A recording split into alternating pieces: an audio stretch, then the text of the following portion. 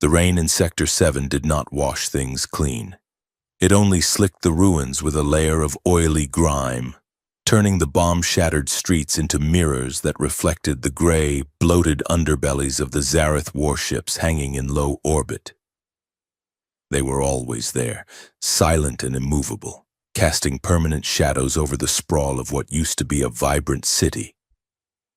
Now, it was just a collection of designated work zones and housing blocks, huddled under the watchful sensors of the Dominion. Ethan wiped his hands on a rag that was greasier than the engine part he was holding. He stood in the center of the scrapyard, a graveyard of human aerospace history. Rusted fuselages of old jetliners lay stacked like cords of wood, their aluminum skins pitted by acid rain. To the Dominion, this was trash. To Ethan, it was a hardware store. He was 32 years old, though the occupation had added a hard decade to his face. His eyes were dark and constantly moving, scanning the perimeter fence, the sky, the shadowed corners of the yard. He was a mechanic by trade and a cynic by necessity. Hope was a dangerous commodity in the occupation, one that usually got you killed. Ethan preferred trade goods he could touch: copper wiring, working capacitors, encryption drives. "You late," Jack said. Ethan did not look up. He kept his focus on the turbine housing he was stripping. "I am precisely on time. You are early. Being early makes you look nervous. Nervous makes me look guilty." Jax was a younger man, twitchy and thin, wearing an oversized coat that smelled of damp wool. He stood near the gap in the perimeter fence, shifting his weight from one foot to the other. "Do you have it?" Ethan reached into the hollow cavity of the turbine. His fingers brushed against cold metal until they found the small, flat square of a data drive. It was taped to the inside of a rusted fuel injector. This was not just data. It was a fragment of a Dominion patrol schedule, decrypted by a resistance cell in the northern wastes. It was worth 3 months of food rations. It was worth a summary execution if a scanner picked it up. He pulled it out and slid it into his palm, hiding it instantly. "Payment first," Ethan said, his voice low. Jax licked his lips. He looked over Ethan's shoulder. "I do not have the credits, not today, but I have something better." Ethan stiffened. The hair on the back of his neck rose, a primal warning system that had kept him alive for 5 years of occupation. He took a step back, his boots squelching in the mud. "There is nothing better than credits. Jax, goodbye." He turned to leave, intending to bury the drive back in the heap of scrap, but a high-pitched whine cut through the sound of the rain. It was a sound every human knew. The sound of a hunter-seeker drone spinning up its grav drive. Floodlights, harsh and blindingly white, exploded from the ridge overlooking the scrapyard. Ethan threw his arm up to shield his eyes, but the light was everywhere, washing out the world in a sea of exposure. "Stay where you are," a voice boomed, amplified by speakers that shook the rusted metal piles. "This is a Dominion-sanctioned raid. Compliance is mandatory. Resistance results in immediate termination." Ethan froze. He looked at Jax. The younger man was not looking at the lights. He was looking at the ground, shame hunched in his shoulders. He had not been nervous about the trade. He had been nervous about the setup. "You sold me out," Ethan said. The words were not a question. They were a flat, bitter statement. "They have my sister," Jax whispered, his voice trembling. "They said if I gave them a courier, they would let her go. I am sorry." Ethan. Ethan did not have time to be angry.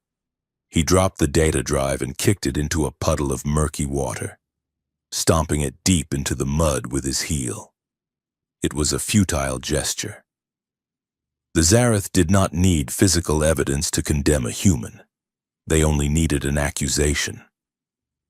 Three sleek black shapes descended from the glare. Dominion enforcement skiffs. They touched down with eerie silence, their landing gear unfolding like the legs of predatory insects. The air grew heavy with the hum of anti-gravity fields. Doors hissed open. Soldiers marched out. They were not Zareth. The masters rarely dirtied their hands with scrapyard raids, but human collaborators, the peacekeepers, armored in Dominion-issue composites. They moved with the aggressive efficiency of men who knew they were traitors and hated themselves for it. "On your knees!" the lead officer screamed, leveling a pulse rifle at Ethan's chest. Ethan raised his hands slowly. He did not kneel immediately. He looked at the officer, then at Jax, who was being ushered away by another soldier, safe and paid for. "Down!" the officer roared, striking Ethan in the back of the knee with the stock of his rifle. Ethan crumpled, hitting the mud hard. Cold water soaked through his trousers. He tasted blood where he had bitten his tongue. A heavy boot pressed his face into the dirt, grinding his cheek against the gravel. He felt the cold metal of binders snapping around his wrists, locking tight enough to bruise bone. "Scan him," a voice ordered. A device hummed near his head. He felt a strange vibration in his teeth as the bioscanner swept over him. Identity confirmed. Ethan Vance, mechanic, Class 4 laborer. Flagged for subversive activities. "Take him," the commander said. "The High Court has a quota to fill for the spectacle tomorrow. This one looks like he has enough fight in him to be entertaining." Ethan was hauled to his feet. He spat mud and blood onto the boots of the collaborator. It was a small, petty victory, but it was all he had left. As they dragged him toward the skiff, he saw the neighbors watching from the windows of the tenements beyond the fence. Faces pale, eyes wide, hidden behind curtains. No one moved. No one shouted, they just watched, relieved it was not them. Ethan Vance was alone. The transition from the squalor of Earth to the sterile perfection of the Zareth flagship was a journey through madness. Ethan sat strapped into a restraint chair in the belly of a heavy transport shuttle. The G-force of the ascent pressed him against the padding, making it hard to breathe. Around him sat 20 other prisoners, all bound, all silent. Through the reinforced viewport, the curvature of Earth fell away. The blue marble was shrouded in a gray haze of pollution and orbital blockades. And then, the vanguard of dawn came into view. It was less a ship and more a floating continent. The flagship of the occupation fleet was a masterpiece of intimidation. It was shaped like a spearhead, miles long, its hull gleaming with a pearlescent white finish that seemed to absorb the starlight. Golden veins of energy pulsed along its flanks like the heartbeat of a god. It was beautiful, terrified, and utterly alien. Ethan felt the vibration of the docking clamps engaging, the hiss of airlocks equalizing. The gravity shifted, becoming lighter, cleaner. The prisoners were herded off the transport and into a processing hall that dwarfed any cathedral on Earth. The ceiling was lost in shadows. Supported by pillars of translucent crystal, holographic banners floated in the air, displaying the jagged, geometric script of the Zareth language. Dominion drones, floating spheres of chrome and blue light, buzzed around the prisoners, scanning retinas and taking DNA samples with lasers that felt like pinpricks of fire. "Move," a guard barked. This guard was Zareth, 7 feet tall, encased in armor that looked like chitinous shell. The alien possessed a terrifying grace. Its face was hidden behind a smooth, faceless helmet, but Ethan could hear the wet, clicking sound of its breathing. Ethan stumbled forward. He was exhausted, hungry, and his knee throbbed where the rifle had struck him. He looked at the line of prisoners ahead. They were being fitted with metal collars. "Control collars," a woman next to him whispered. She was older, her face lined with grime. If you step out of line, they shock the nervous system. If you try to run, they sever the spinal cord. Effective, Ethan muttered. He tried to summon his usual sarcasm, but it felt thin. Silence, the Zareth guard hissed. As they waited, the prisoners spoke in hushed, terrified tones. The name rippled through the line like a contagion. Kalira. They say she is the one doing the executions today. A man with a broken nose whispered, "The blade of the stars." I heard she killed 1,000 soldiers on the moon of Valen. Another murmured. Bare-handed. They say she does not bleed. She is a monster, the woman said, clutching her hands together. The Empress's favorite pet. She kills because she enjoys the sound of it. Ethan listened, his stomach twisting. He had heard the stories. Everyone had. Kalira, the warrior princess, the daughter of the Empress. The propaganda vids showed her standing atop piles of burning armor. Her energy sword glowing violet. Her face a mask of cold, unearthly beauty. She was the boogeyman the Dominion used to keep the colonies in line. And Ethan was about to meet her. He reached the front of the line. A drone hovered before his face, a mechanical arm extended, snapping a cold metal ring around his neck. A sharp sting pierced his skin at the base of his skull, interfacing directly with his nervous system. Ethan gasped, his vision whitening for a second. Subject processed. A computerized voice announced, "Designation, Prisoner 894. Scheduled for public termination." Ethan touched the collar. It hummed against his pulse. He looked up at the towering alien architecture, the golden lights, the sheer impossible scale of the power arrayed against him. Well, he thought, the bitterness rising in his throat like bile. At least I will not have to worry about paying rent next month.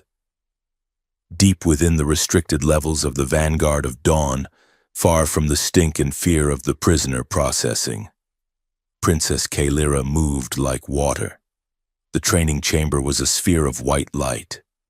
Gravity here was not a constant, it was a variable she controlled with her mind, linked to the neural sensors in her suit. She wore a skin-tight training bodysuit of dark weave that monitored her vitals. Sweat slicked her skin, which was the color of pale moonlight, marked with faint bioluminescent patterns that traced the lines of her meridian points. Computer, Sector 4, Gravity 0. The room shifted, up, became down. Kalira launched herself off the wall, twisting in midair. 3 combat drones hovered in the center of the room, their stun cannons tracking her. Begin. The drones fired. Bolts of blue energy slashed through the air. Kalira did not block them, she flowed around them. She was a dancer in a storm. She spun, drawing a training blade from her back, with a movement too fast for a human eye to follow. She slashed through the first drone. Metal sparked and shattered. She kicked off the debris, propelling herself toward the second. She caught its barrel with her free hand, crushing the alloy, and drove her knee into its chassis. The third drone retreated, firing a rapid spread. Kalira exhaled. She closed her eyes for a fraction of a second, sensing the displacement of air, the hum of the power core. She threw her blade. It spun end over end, striking the drone perfectly in its central eye. The machine dropped. Dead. Kalira landed lightly on the floor as gravity returned to normal. She stood tall, her chest heaving slightly. She was 25 years old in Earth measurements, in the prime of her warrior caste. She was lethal. She was perfect. And she was tired. "Excellent form, Your Highness," a voice said from the observation deck. Kalira wiped the sweat from her forehead and looked up. High General Vex stood behind the glass, his four-eyed face unreadable. "My mother is watching?" Kalira asked. "The Empress is occupied with the Council," Vex replied, but she monitors your progress. She is pleased. The execution today will be a fine demonstration of your loyalty. Kalira walked to the weapon rack and slotted her training blade. Loyalty, she said, testing the word. It tasted like ash. Is that what we call slaughtering helpless prisoners now? Vex's voice grew colder. They are insurgents, Highness. Terrorists who threaten the Pax Zareth. To show mercy is to invite chaos. The Earth humans respond only to strength. You are the symbol of that strength. Do not forget who you are. I know who I am, Kalira thought. I am a butcher in a golden mask. She looked at her reflection in the polished metal of the wall. Her eyes were large and violet, rimmed with gold. They were the eyes of royalty. But behind them, she felt a gnawing emptiness.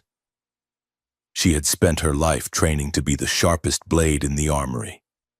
She had conquered worlds, quelled rebellions, and upheld the glory of the Dominion. But every time she looked at the humans, these fragile, short-lived, chaotic creatures, she felt something strange. Not hatred, not contempt, but curiosity, and a deep, buried horror at what her people were doing to them. She pushed the thought away. Thoughts were dangerous. Feelings were treason. Prepare my ceremonial armor, she said, her voice flat. I have a performance to give. The arena of judgment was a coliseum built of obsidian and light, located in the center of the flagship. It could seat 10,000 spectators, mostly Zareth nobility and high-ranking military officers. Today, it was full. The air buzzed with the sound of conversation and the hum of floating cameras. The event was being broadcast live to every screen on Earth. It was a mandatory viewing event, in the slums, in the factories, in the hidden resistance bunkers. Humanity was watching. Ethan stood in the holding pen beneath the arena floor. The sound of the crowd was a dull roar above his head, like the ocean crashing against a cliff. He was chained hand and foot. His jumpsuit was torn and his face was bruised. He looked around at the other prisoners. Some were weeping. Some were praying. One man was vomiting into the corner. "Hey," Ethan said to the man next to him. "You look terrible." The man stared at him, eyes hollow. "We are going to die." "Statistically probable," Ethan agreed. "But look on the bright side. No more mandatory anthems at 6 in the morning." The man did not laugh. The gates hissed open. A blinding light poured into the holding pen. "Prisoner 894, a loudspeaker boomed, "Step forward." Ethan took a breath. He checked his hands. They were shaking. He clenched them into fists until the knuckles turned white. He would not give them the satisfaction of seeing him shake. He walked out into the light. The noise hit him like a physical blow. 10,000 aliens jeering, hissing, and clapping. The arena was vast, a circular platform suspended over a drop that led down into the ship's reactor core. Floating boxes held the elite. He saw them, tall, slender figures draped in silks that shimmered like oil, sipping drinks from crystal flutes. They looked at him as if he were an insect in a jar. Ethan was dragged to the center of the platform. A drone hovered in front of his face, broadcasting his image to the galaxy. "Kneel," a voice commanded. Ethan stayed standing. A shock from his collar dropped him to his knees. His teeth slammed together. The pain was white-hot, traveling down his spine. He gasped, blinking tears from his eyes. A hush fell over the crowd. The lights dimmed, focusing on the great archway at the far end of the arena. Drums began to beat, a deep resonant sound that vibrated in the chest, announcing Her Royal Highness, the voice of the void, the blade of the stars, Princess Kalira. The archway dissolved into mist, and she walked out. Ethan had seen the propaganda posters. He had seen the blurry resistance vids. But they did not do her justice. She was terrifying. She wore armor made of iridescent scales that shifted color from midnight blue to blood red as she moved. A cape of woven energy flowed from her shoulders. Her face was framed by a high collar of silver spikes. Her skin glowed with faint rhythmic pulses of light. In her right hand, she held a sword. It was not metal. It was a focused beam of violet plasma, humming with a sound that set Ethan's teeth on edge. She walked with a predator's grace, slow and deliberate. Every step was perfectly placed. She did not look at the crowd. She looked only at him. Ethan tried to swallow, but his mouth was dry. He felt small. He felt fragile. He realized with a sudden clarity that he was just a bag of meat and water facing a demigod. She stopped 5 feet from him.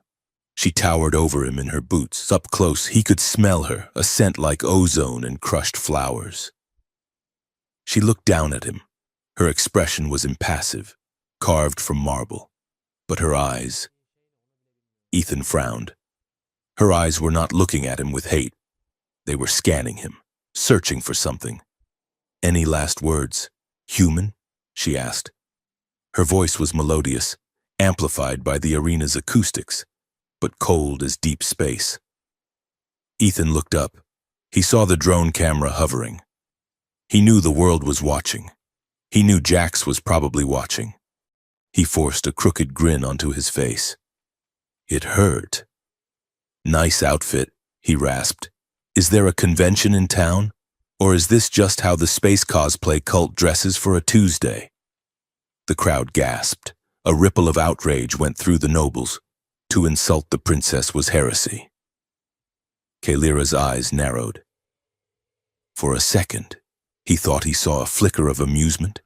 No, that was impossible. She raised the sword. The hum intensified. The heat from the blade prickled against his skin. "I commend your spirit," she said softly, so only he could hear. "It is a pity it must be extinguished." She stepped closer. The tip of the plasma blade hovered inches from his throat. Ethan could feel the heat radiating off it. This was it. The end of the road. Suddenly, a chime sounded, not from the arena, but from Kalira's armor. A red light blinked on her wrist display. Her helmet's heads-up display flashed a warning that Ethan could not see, but he saw her reaction. She froze. Her eyes widened. She looked at her wrist, then back at Ethan's face. The seamless mask of the warrior cracked, revealing genuine shock. The sensor in her gauntlet was screaming a high-priority alert. Genetic anomaly detected. Precursor markers matched. Resonance signature compatible and probability 100%. It was the prophecy, the old law, the forbidden myth that the Zareth Empire had tried to bury for 1,000 years. The idea that a Zareth warrior could be bonded to an outsider, a soul counterbalance. It was impossible. He was a human, a mud-dwelling mechanic. But the data was streaming across her vision, undeniable. Her biorhythms were already syncing with his, a ghostly echo in her chest that she had mistaken for adrenaline. The arena went silent. The pause was lasting too long. The commentators in the booths above were murmuring, "Why does she hesitate? Strike him! Kill the human!" Ethan looked up at her. He saw the confusion in her violet eyes. He saw the hand holding the sword tremble, just a fraction. He didn't know what was happening. He just wanted it to be over. The fear was too much now. He couldn't keep the brave face. He squeezed his eyes shut. He lowered his head. "I closed my eyes and waited for the sword to strike," he thought, the narrative of his life ending in a period. The hum of the sword vanished, instead of the burning pain of plasma. He felt a hand, strong, gloved in smooth material, grab the collar of his jumpsuit. He was yanked upward. His eyes flew open. Kalira was there, right in his face. She wasn't looking at the crowd. She was looking at him with a mix of fury and hunger that terrified him more than the sword had. Before he could speak, before he could breathe, she crushed her mouth against his. It was not a kiss of romance. It was a collision. It was a biological imperative slamming into reality. The moment their lips touched, the world exploded. A shockwave of white light blasted outward from where they stood, knocking the camera drone out of the air. Ethan felt a surge of electricity roar through his body, hotter than the shock collar, but different. It didn't hurt. It filled him. He gasped into her mouth, his mind suddenly flooded with images that were not his own. A purple sky with 3 moons, the smell of burning metal, a mother's cold voice saying, "You must be perfect." The feeling of flight, the taste of sorrow. And he knew she was seeing him. The rain, the grease, the loneliness, the fear.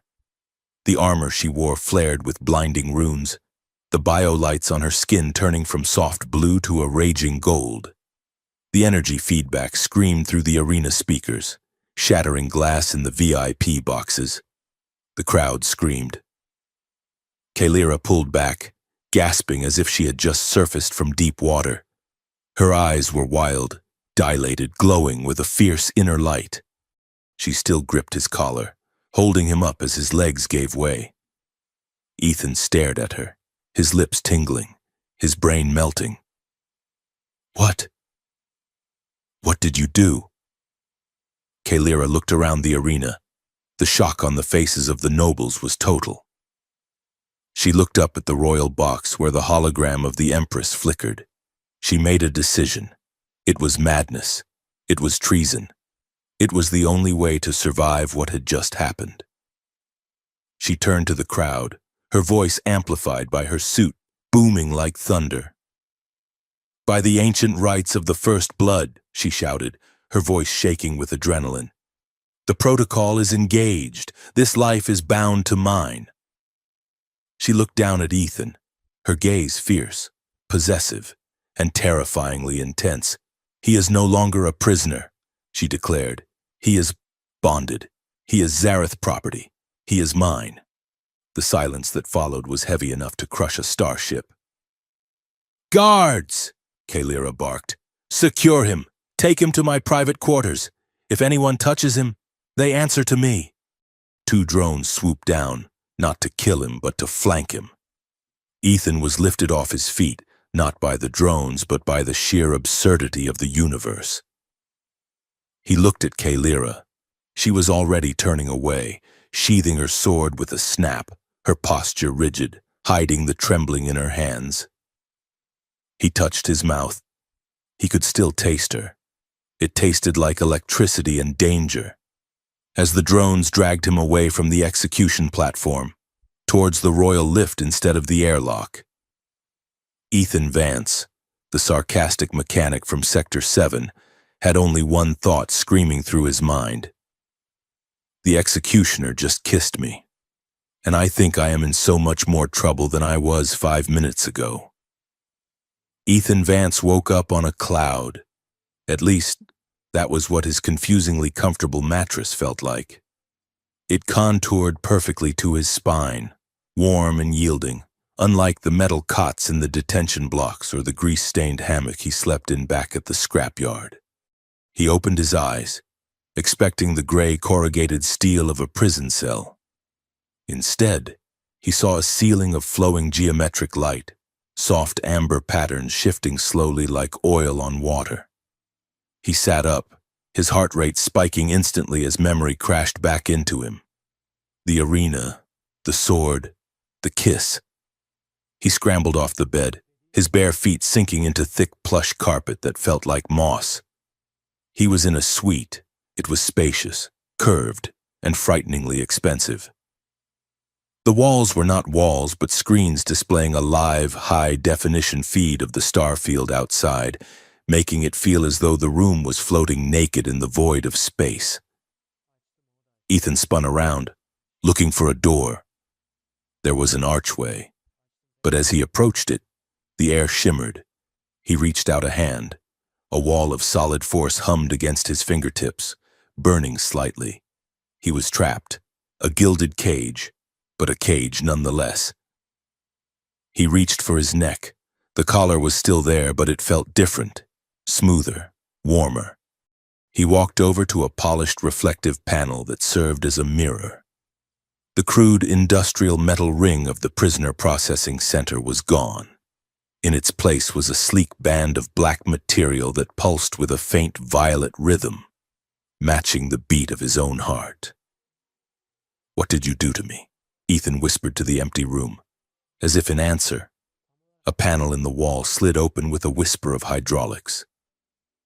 Princess Kaelira stepped inside. Ethan instinctively backed up against the force field, his hands raising in a defensive posture. He expected the armor. He expected the glowing sword and the terrifying mask of the executioner. But the woman standing before him looked less like a weapon and more like a person. She was not wearing the iridescent war plate of the arena. She wore a simple tunic and trousers of dark gray fabric that draped loosely over her frame. Her arms were bare, revealing skin the color of moonlight, etched with intricate bioluminescent markings that traced the lines of her muscles. They pulsed softly, a slow, hypnotic blue. Her hair, which he had only seen trapped under a helmet, fell in long silver-white cords down her back. She looked tired, and she looked young. She stopped in the center of the room, her hands clasped behind her back, her violet eyes locked onto his. "You are awake," she said. Her voice was quieter now, without the amplification of the arena speakers. It had a strange resonant quality, like a bow drawn across a cello string. Ethan lowered his hands slowly, but he did not relax. "I am awake. Nice hotel. Room service is a little slow, though." Kaelira tilted her head, a gesture of genuine confusion. "Service? There are fabrication units in the wall for sustenance. Is the gravity not to your liking?" "I can adjust it. It was a joke," Ethan said flatly. "Ah, humor." She nodded seriously. "I have read files on human coping mechanisms. Sarcasm is a primary defense for your species when frightened." "I am not frightened," Ethan lied. "I am just wondering why I am not floating as frozen debris outside the airlock right now." Kaelira walked to the window wall, looking out at the stars. "Because, Ethan Vance, you are no longer a disposable variable. You are a bonded asset." She turned to face him. "When I made contact with you in the arena, my armor's biometric interface reacted to a dormant gene sequence in your blood. It triggered a precursor protocol. It is an ancient technology, older than the current dynasty of the Zareth Empire." She took a step closer. Ethan flinched, and she stopped immediately, respecting the space. "The interface injected nano-constructs into your bloodstream," she explained. "They have migrated to your brainstem and your heart. They are quantum entangled with the constructs in my own blood." Ethan felt the blood drain from his face. He touched the collar again. "Entangled? You mean like a radio?" Kaelira hesitated. "It is more intimate than a radio. It is a counterbalance. We are linked. My vitals are tied to yours. If my heart stops, the shock will likely stop yours. If you are killed, the feedback loop would cause me catastrophic neural damage. Perhaps death." Ethan stared at her. The silence in the room was heavy, suffocating. "So," he said, his voice rising in pitch, "you are telling me that you, the Blade of the Stars, the most terrifying woman in the galaxy, are stuck with me, a mechanic who eats processed algae for dinner?"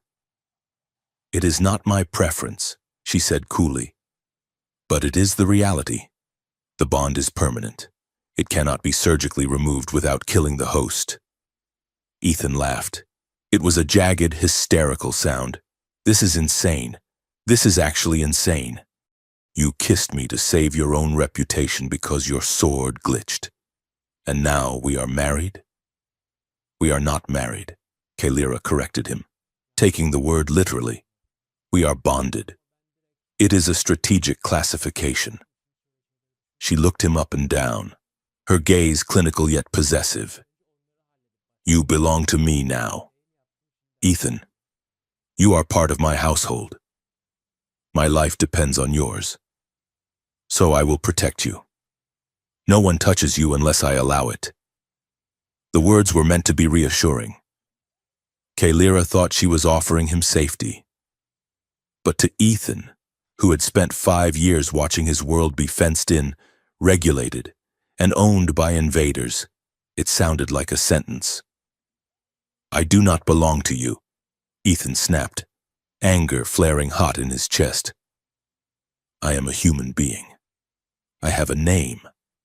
I had a life before your ships showed up and turned my city into a parking lot. You had a life of scraping through garbage, Kalira countered, her voice hardening. A life that was about to end on a public stage. I gave you a future. You should be grateful. Grateful. Ethan stepped away from the wall, walking right up to her. He was 6 inches shorter than her, but he didn't care. Grateful that I am your pet now?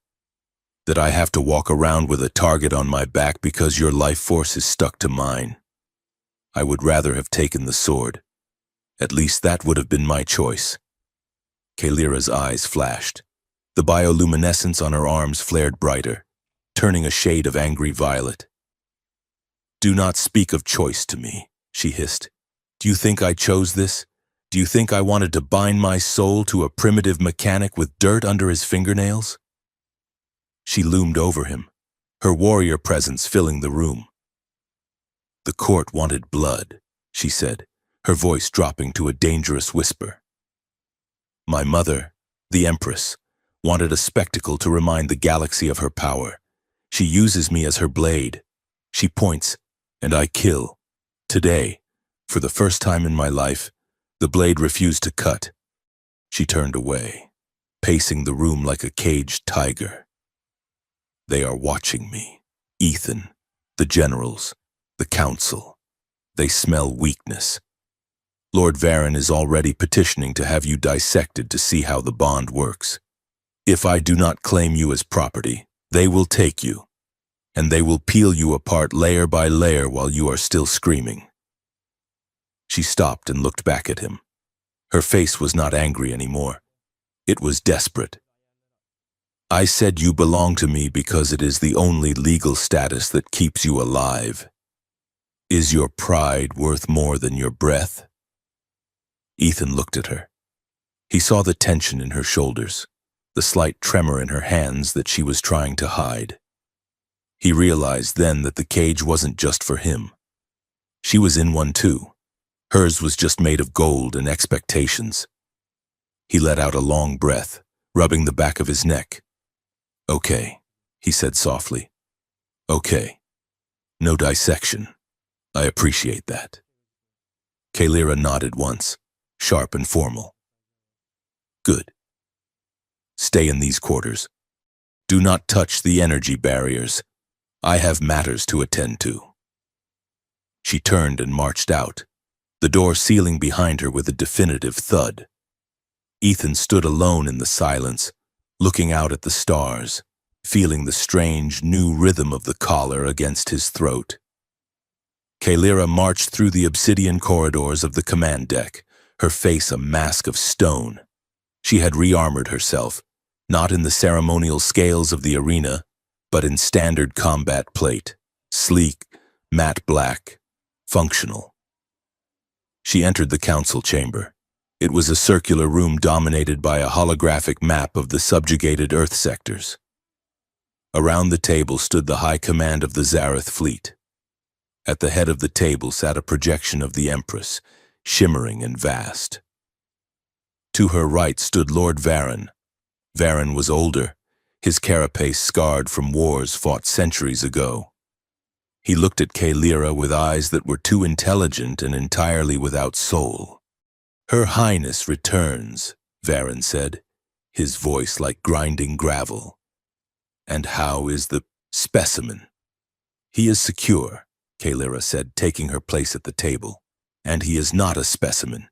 He is a bonded asset. An asset." Varen scoffed.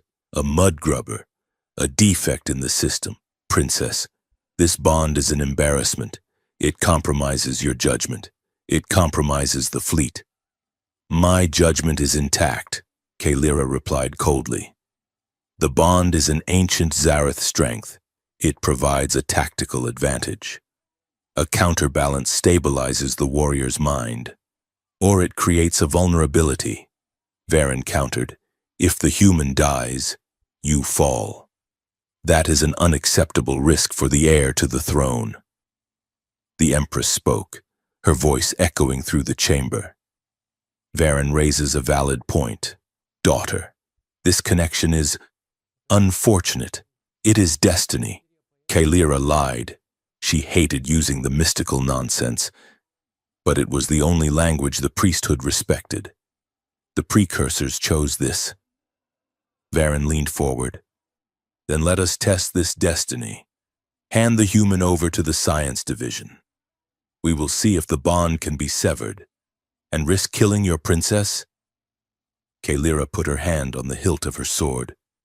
"I will not allow it." Varen smiled. It was a terrible expression. "You seem very protective of the creature. Perhaps the contamination has already spread to your mind." "Enough," the Empress commanded.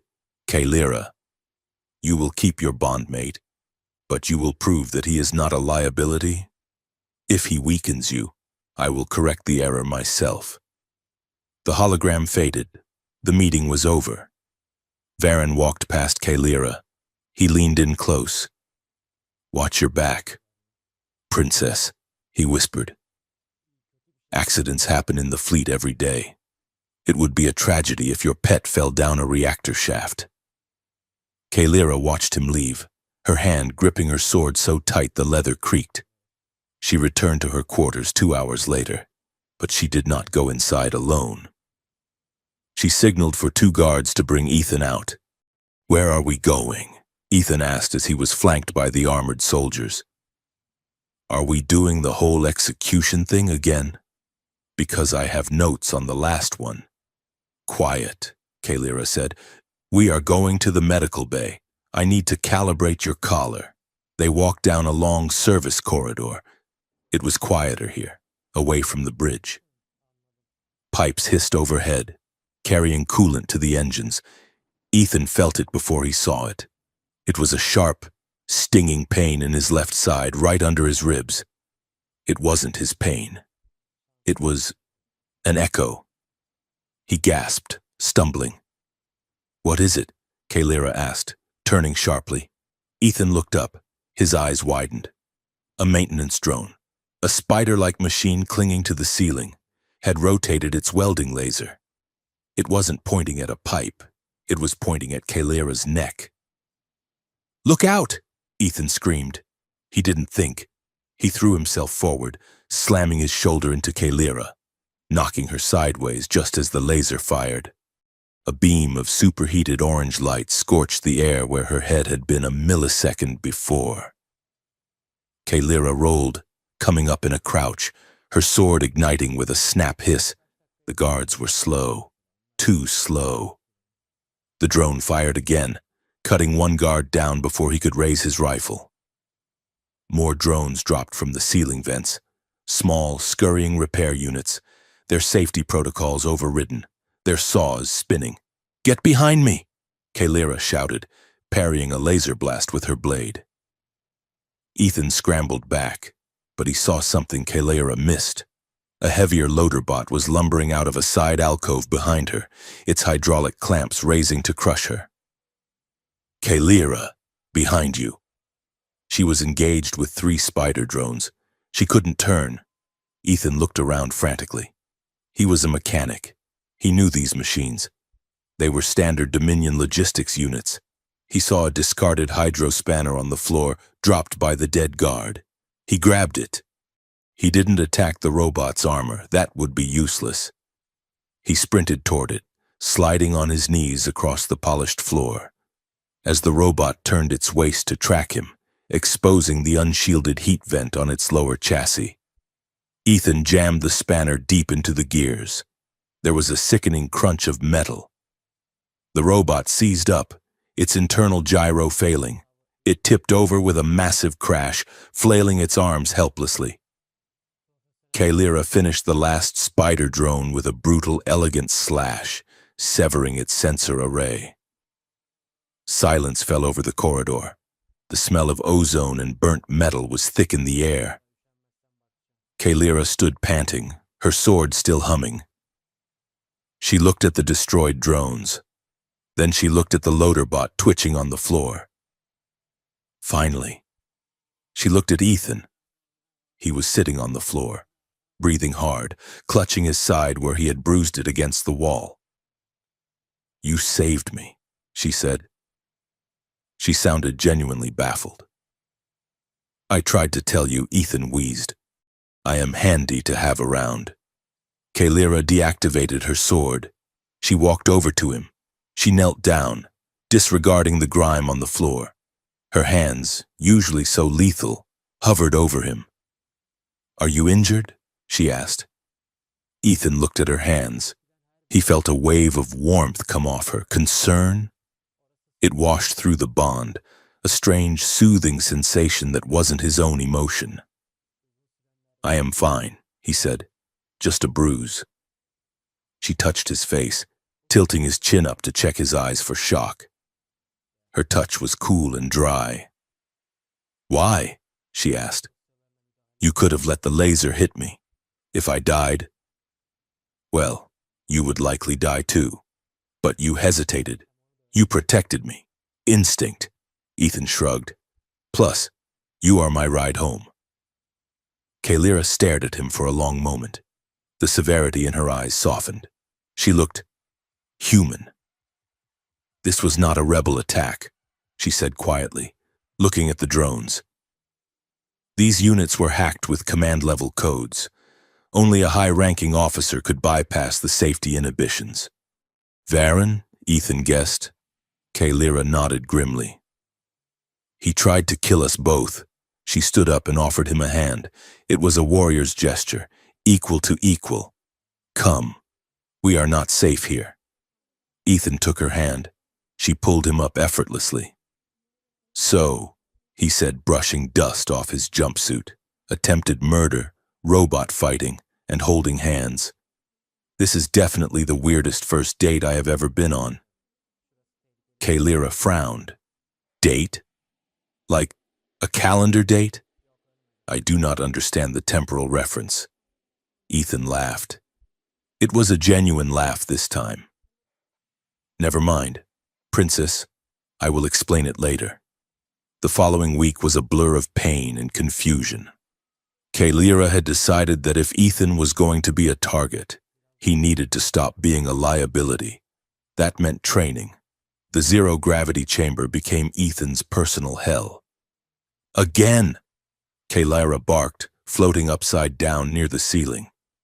Ethan pushed off the wall, trying to aim for the floating target drone. He missed, spun wildly out of control, and crashed face first into the padding on the far wall. "Graceful," Kaylira observed dryly. "You move like a wounded ronk beast." "I am a mechanic," Ethan yelled, drifting helplessly in a slow spin. "I fix engines. I do not do whatever this space ballet is." Kaylira pushed off the ceiling, intercepting him in midair. She caught him by the waist, stopping his spin. They were close, very close, floating in the center of the white room. "You must learn to orient yourself," she said, her voice dropping. "In space, there is no up or down. There is only the enemy and the objective." Her hands were firm on his waist. Ethan grabbed her shoulders to steady himself. He could feel the hard muscle beneath her training suit. He could smell that ozone flower scent again. Through the bond, He felt her heart beat. It was slow, steady, powerful. And then, as she looked at him, it skipped a beat. He felt a flush of heat that wasn't his. Kalira pulled back abruptly, spinning him around so he faced the wall. "Try again," she ordered, her voice tight. "Push from the center of mass." Ethan hit the wall and grabbed the handhold. He looked back at her. She was hovering near the control panel, her back to him. She was flustered. The princess of the Dominion was flustered. Ethan grinned. Maybe this bond thing had some perks after all. 2 nights later, the mood shifted. Ethan was in the suite, tinkering with a broken drone unit Kalira had allowed him to keep for study. Kalira sat at her desk, reviewing holographic scroll files. She let out a sigh that sounded like the weight of a planet. "What is it?" Ethan asked, not looking up from the circuit board. She hesitated. Then, with a swipe of her hand, she cast the hologram into the center of the room. "Look." Ethan walked over. It was a tactical report, footage of a resistance bombing in Sector 4. A school had been destroyed. Dozens of Zareth colonists killed. "I remember this," Ethan said, his voice hard. "The resistance denied it. They said they do not hit soft targets." "They did not do it," Kalira said softly. Ethan looked at her. "What?" Kalira pointed to the data stream. "Look at the energy signatures of the explosives. They are beradium core charges, restricted military grade." Ethan read the scrolling text. "Origin, Zareth Supply Depot 9. Authorization, General Vex." "Your own people blew up their own school?" Ethan asked, horror dawning on him.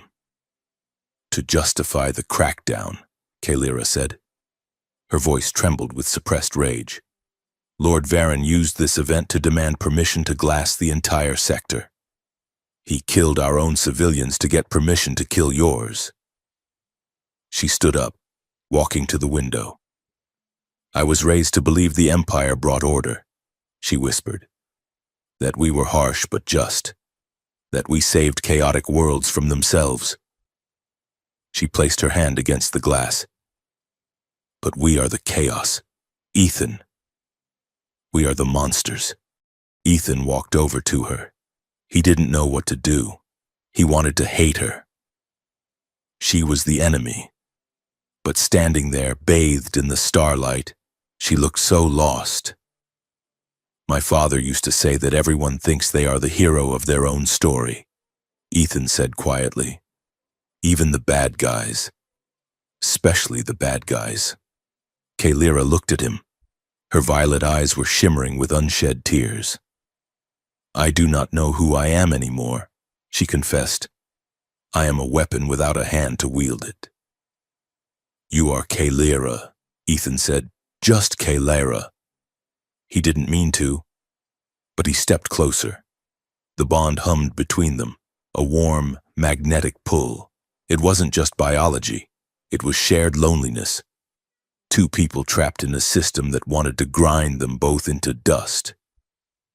They looked out at Earth below. It was night on the hemisphere facing them. The cities were clusters of amber light amidst the darkness. "It looks peaceful from up here," Ethan said. "I have never been down there," Kalira said. "Except for the battlefields. I have never walked in a city without a weapon."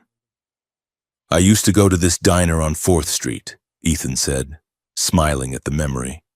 "It had terrible coffee and the best cherry pie in the universe. And when it rained, the neon sign would buzz and flicker." "I should like to see rain," Kalira murmured. "Real rain, not the acid storms of the industrial zones." "Maybe I will take you there someday," Ethan said, "if we don't get blown up first." They turned to face each other. The distance between them was nothing. The air felt charged, heavy with static. Ethan looked at her lips. He remembered the kiss in the arena, violent, Shocking. But this was different. This was gravity. He leaned in. He couldn't help it. Kalara leaned in too. Her eyes drifted shut. Her breath hitched. Their lips were millimeters apart. Ethan could feel the warmth of her skin. Then, she jerked back. No. She turned away, wrapping her arms around herself as if she were cold. "We cannot," she said, her voice shaking.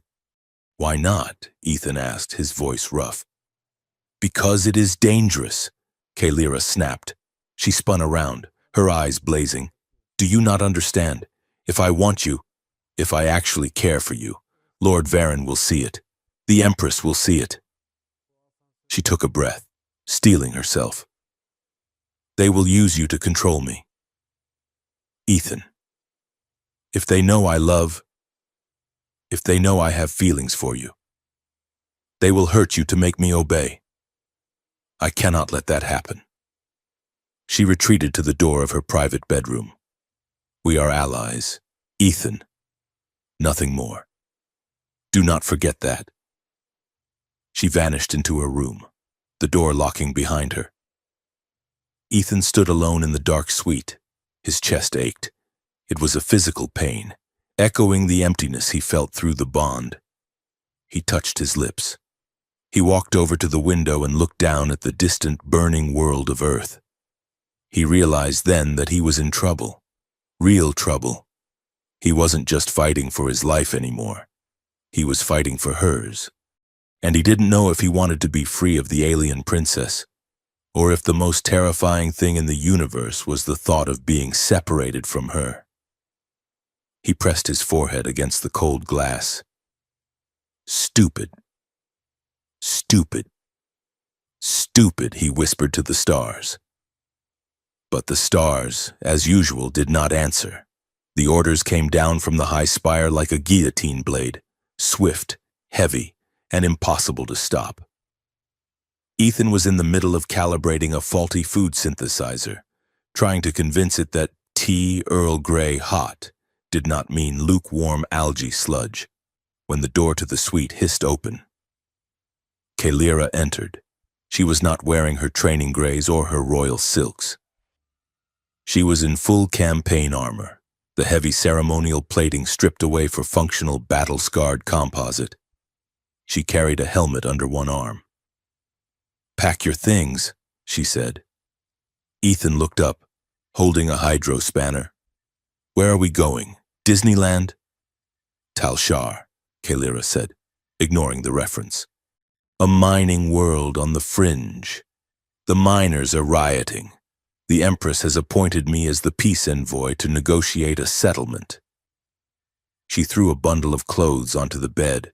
"Put this on. We leave in 20 minutes. Ethan picked up the bundle. It was a formal tunic of deep midnight blue, embroidered with silver thread in the pattern of the royal house, and on top of it lay a new collar. This one was silver, delicate, and inlaid with gems. "It looks like a dog collar for a very expensive poodle," Ethan noted, holding it up.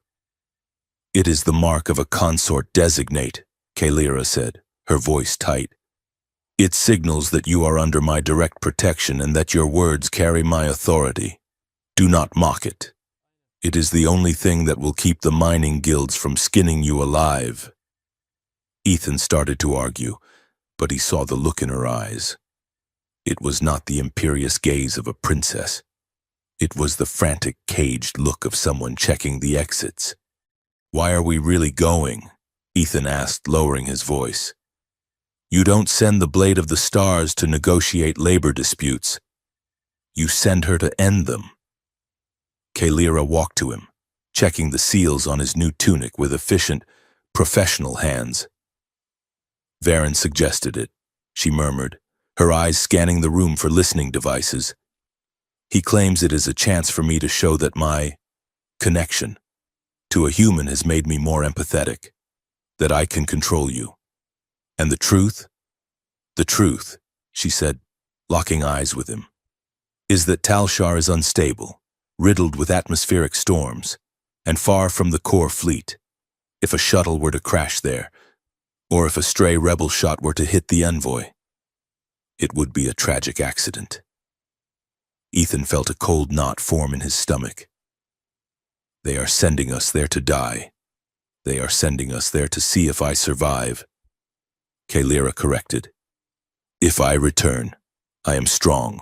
If I die, I was weak. It is the Zareth way.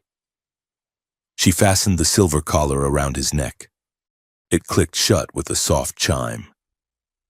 Stay close to me. Ethan, do not trust the guards. Do not trust the food. Trust only the bond. The ship was smaller than the flagship, a strike cruiser named the Silent Hunter. It was cramped, utilitarian, and smelled of recycled air and ozone. The crew here were not the polished elite guards of the royal court. They were frontline soldiers, scarred and grim, who watched Ethan with a mixture of curiosity and disgust as he walked through the corridors behind Kalira. There were no luxury suites on a cruiser. This is a mistake, Ethan said, standing in the doorway of the captain's quarters, which had been hastily repurposed for the princess. There is one bed. It is a bunk, Kalira corrected. And it is a necessity. She tossed her bag onto the narrow mattress. The magnetic shielding on this ship is older. The bond becomes unstable if we are separated by more than 5 meters during hyperspace transit. The feedback could cause you to have a seizure. So we are bunk buddies. Ethan sighed, throwing his bag next to hers. Great. I snore. By the way, I do not sleep deeply, Kalira replied, unbuckling her chest plate. So if you snore, I will simply pinch your nose until you stop. The humor was brittle, but it was there. As the ship prepared for the jump to hyperspace, the tension in the small room spiked. The hum of the engines rose to a teeth-rattling vibration. Sit, Kalira ordered, patting the bunk beside her. Ethan sat, their thighs brushed. He felt a spark of static electricity jump between them, loud as a hand clap. Kalira flinched but did not pull away. The bond is reacting to the drive charging, she whispered. Focus on your breathing. The ship lurched. The stars outside the viewport elongated into streaks of white fire. Then, the universe turned inside out. It was a transit anomaly, a ripple in the fabric of subspace. It hit the ship like a rogue wave. Ethan gasped as his mind was suddenly yanked out of his body. The walls of the cabin dissolved. He was not Ethan Vance. He was small. He was holding a wooden sword. A towering figure stood over him. His mother, the Empress. Strike, she screamed. Do not hesitate. Mercy is a disease. He felt the fear. Cold, paralyzing fear. He felt the shame of being too soft, too slow. He felt the desperate need to please the cold woman who looked at him like a tool to be sharpened. Then the scene shifted. He was standing over a body, his first kill, the smell of copper blood, the sickness rising in his throat, and the iron will clamping it down. I am a weapon. I feel nothing. No, Ethan shouted, or thought he shouted. The perspective flipped. Kalira gasped. She was sitting at a scratched formica table, the smell of bacon grease and stale coffee. A man with rough hands was laughing. Eat up, kiddo. You are going to need your strength. She felt a warmth she had never known. Safety. Unconditional love. Then, a rainy night behind the bleachers. A girl with braces, the awkward clacking of teeth, the sudden overwhelming rush of hormones and embarrassment. Is this it? Is this kissing? The ship slammed back into real space. Ethan and Kalira were thrown apart, crashing onto opposite ends of the bunk. They lay there for a moment, chests heaving, eyes wide. The silence was thick with the ghost of memories that didn't belong to them. Ethan sat up slowly, rubbing his temples. Okay. That was intrusive. Kalira was staring at him, her face pale. You You were afraid of the dark until you were 12. Ethan flushed red. Hey, that is privileged information. Kalira swallowed hard. You cried when your father died, and you felt so alone. Ethan looked away. Yeah. Well, you felt like you were drowning every single day of your childhood. He looked back at her, his voice softening. Your mother is a piece of work. Kalira. Kalira pulled her knees to her chest. She demands perfection. They sat in silence for a long moment. The shared trauma hung in the air, but it wasn't heavy. It was a bridge. Ethan cleared his throat. Also, Sarah Jenkins, really? That was your first kiss? Kalira blinked, then a sudden horrified laugh escaped her lips. Do not speak of it. I saw your memory of the prom. You stepped on her dress and ripped it. Ethan groaned, burying his face in his hands. It was a rental. I had to work all summer to pay for it. They looked at each other, and then they started laughing. It was hysterical, exhausted laughter, born of stress and the sheer absurdity of their lives. For the first time since they met, Kalira didn't look like a princess. She looked like a girl who was just happy to have someone to share the joke with. Talshar was a wound in space. The planet was a swirling ball of crimson dust and storms, scarred by centuries of aggressive strip mining. As the shuttle descended, Ethan looked out the window at the towering atmospheric processors that floated like jellyfish in the toxic clouds. It looks friendly, Ethan muttered. It is rich in heavy metals, Kalira said, checking her gauntlets. And resentment. They landed on Platform Alpha 9, a floating city of rusted steel and groaning hydraulics suspended 10 miles above the planet's surface. The wind here screamed constantly, a backdrop of noise that grated on the nerves. A delegation was waiting, rough men and women in exosuits, their faces grimy with red dust. They did not bow. Princess, the lead miner grunted. He was a massive man with a cybernetic eye. We did not expect the Empire to send its executioner to talk peace. I am here to listen. Foreman Jock, Kalira said, her voice projecting clearly over the wind. And I brought a witness. She gestured to Ethan. The miners looked at him, at the silver collar, the royal tunic, a human pet. Jack sneered. You think this impresses us? He is not a pet, Kalira said sharply. He is my bonded consort. His life is tied to mine. If you kill me, you kill one of your own. The miners muttered. This was news. A human bonded to a royal? It changed the calculus. We will talk, Jack said.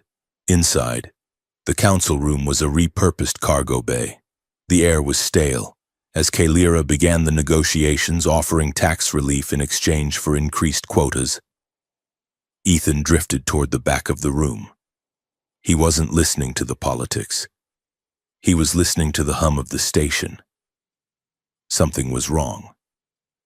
He walked over to a wall panel and pried it open with his fingernails. The wiring inside was a mess, but he saw something that shouldn't be there. A small black box attached to the main power coupling. Its LED was blinking rapidly. A frequency jammer, Ethan thought. Why would they jam their own comms? He looked closer. It wasn't just a jammer. It was a signal relay, wired directly into the platform's gravity stabilizers. Kalira! Ethan shouted, turning around. At that moment, the world turned white.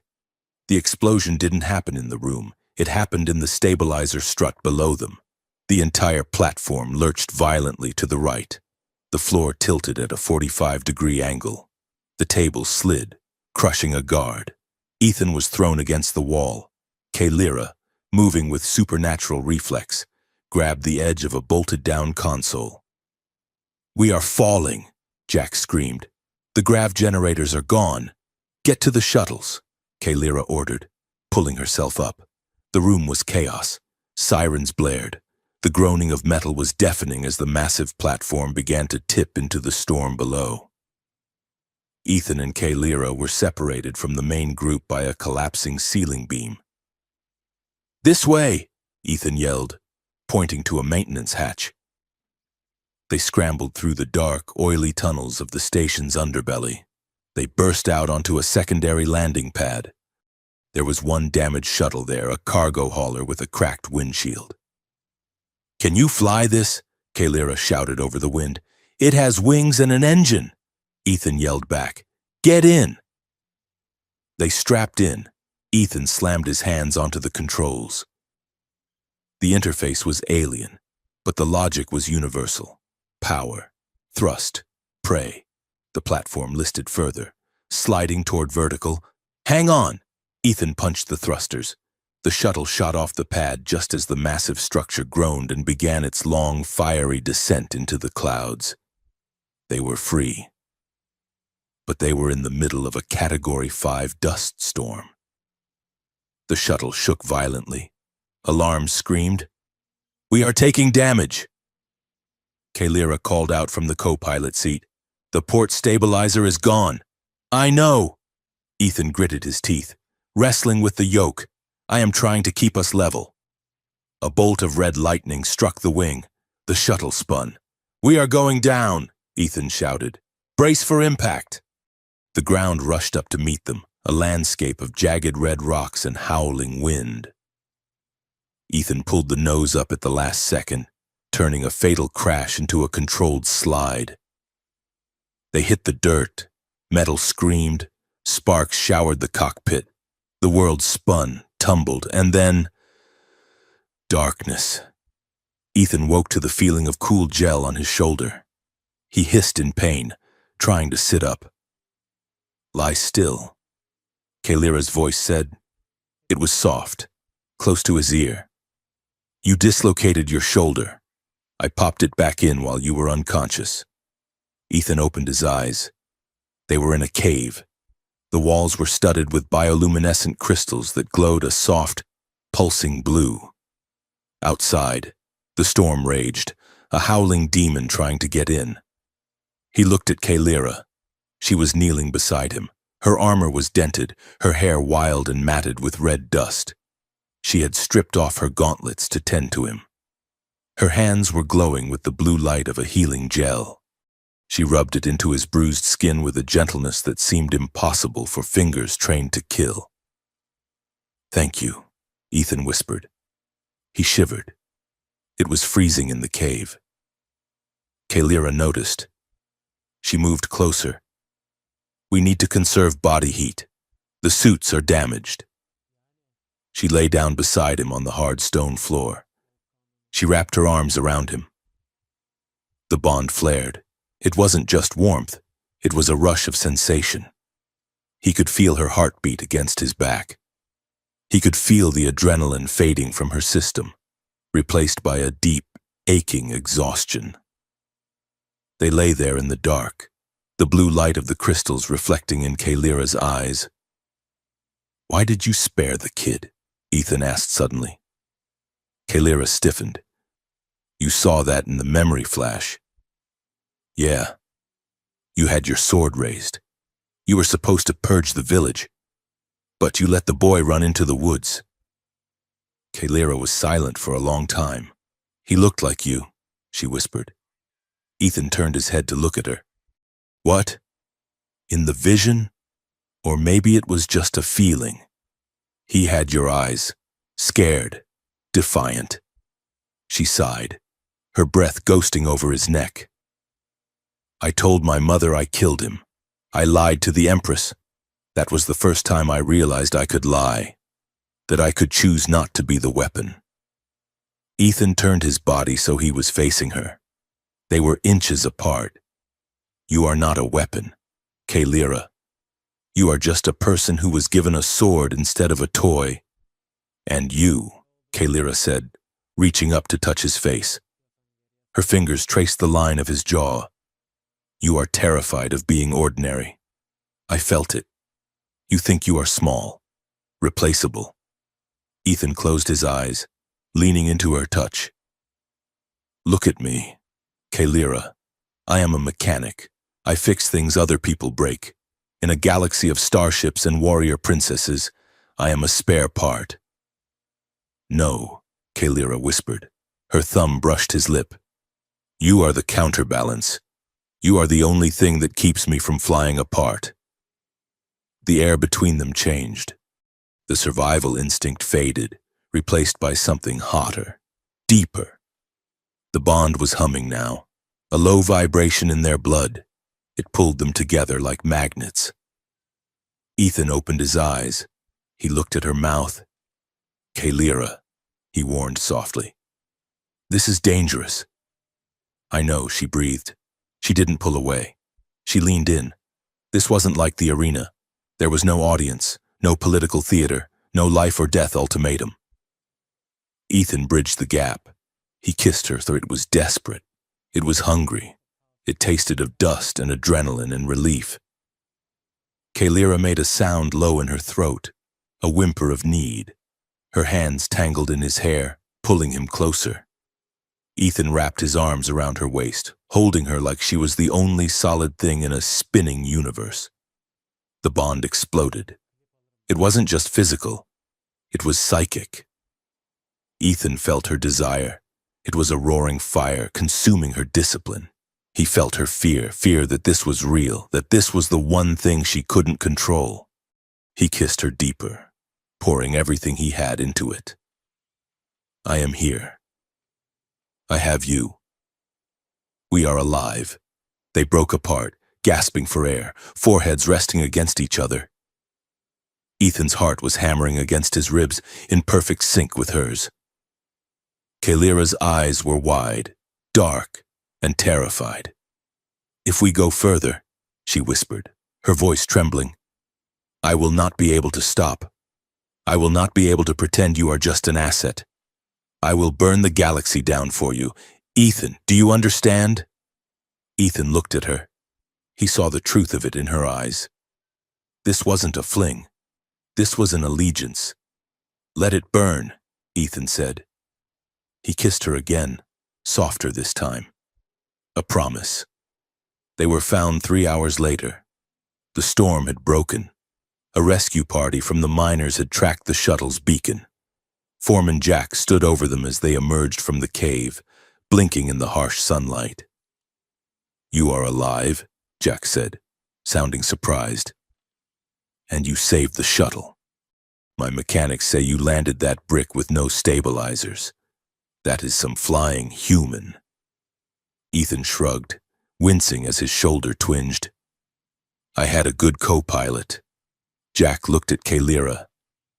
Princess, we found the source of the explosion. It was not our people.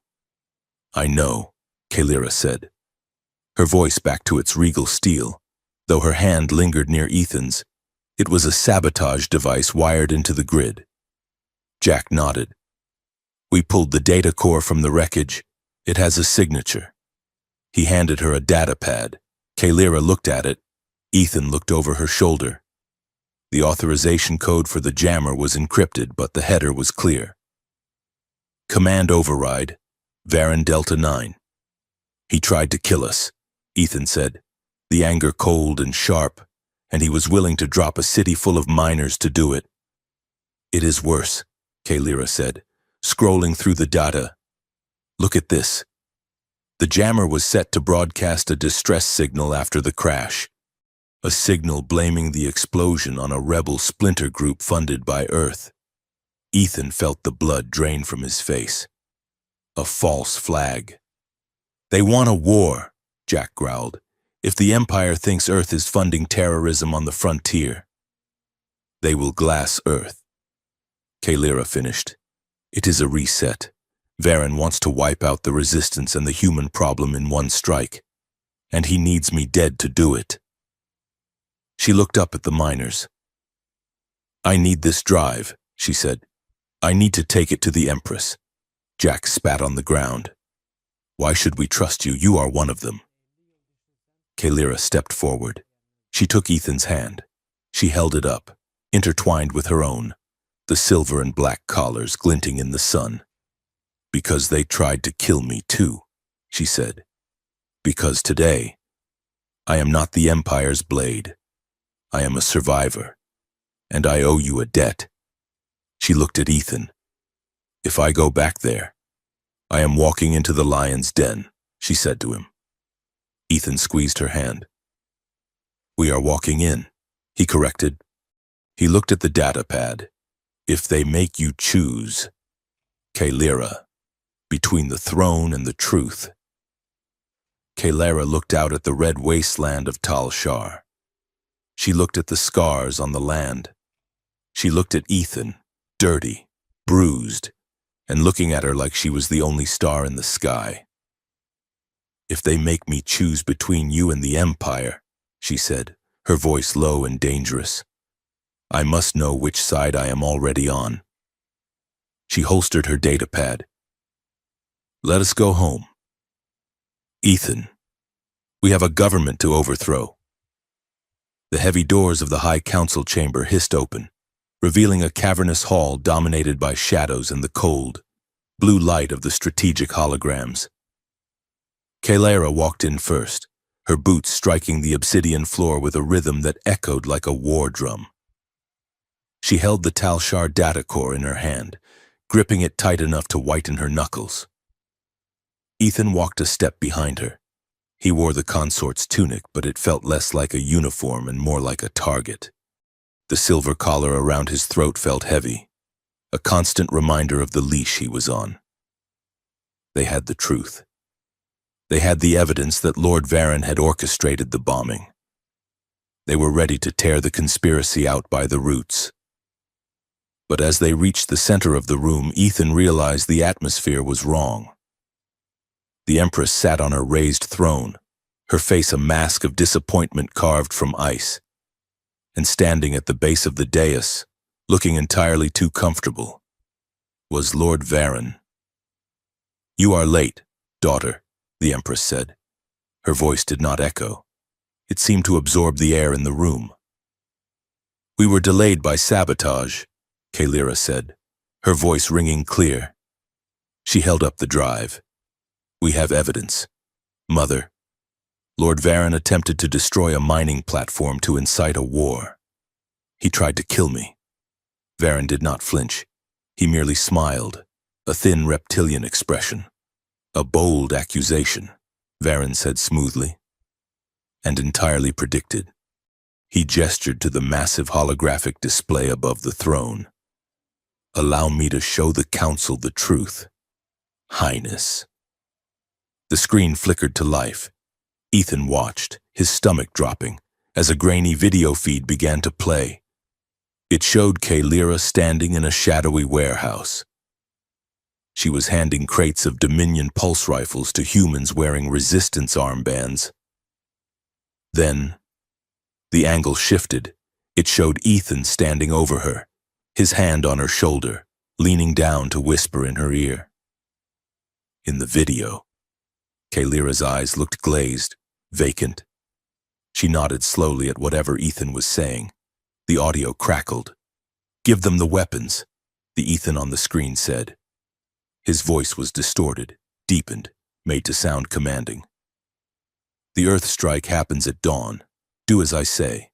"Yes," the screen Kalyra replied. "I obey. It's a fake," Ethan shouted, stepping forward. "That is a digital construct." "I have never been in a warehouse like that in my life." "Silence," the Empress commanded. The force of her voice knocked the breath out of him. Varen turned to the Council. "You see?" he asked, his voice dripping with mock sorrow.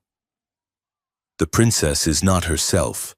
The bio-bond has been corrupted. The human is not a counterbalance. He is a parasite.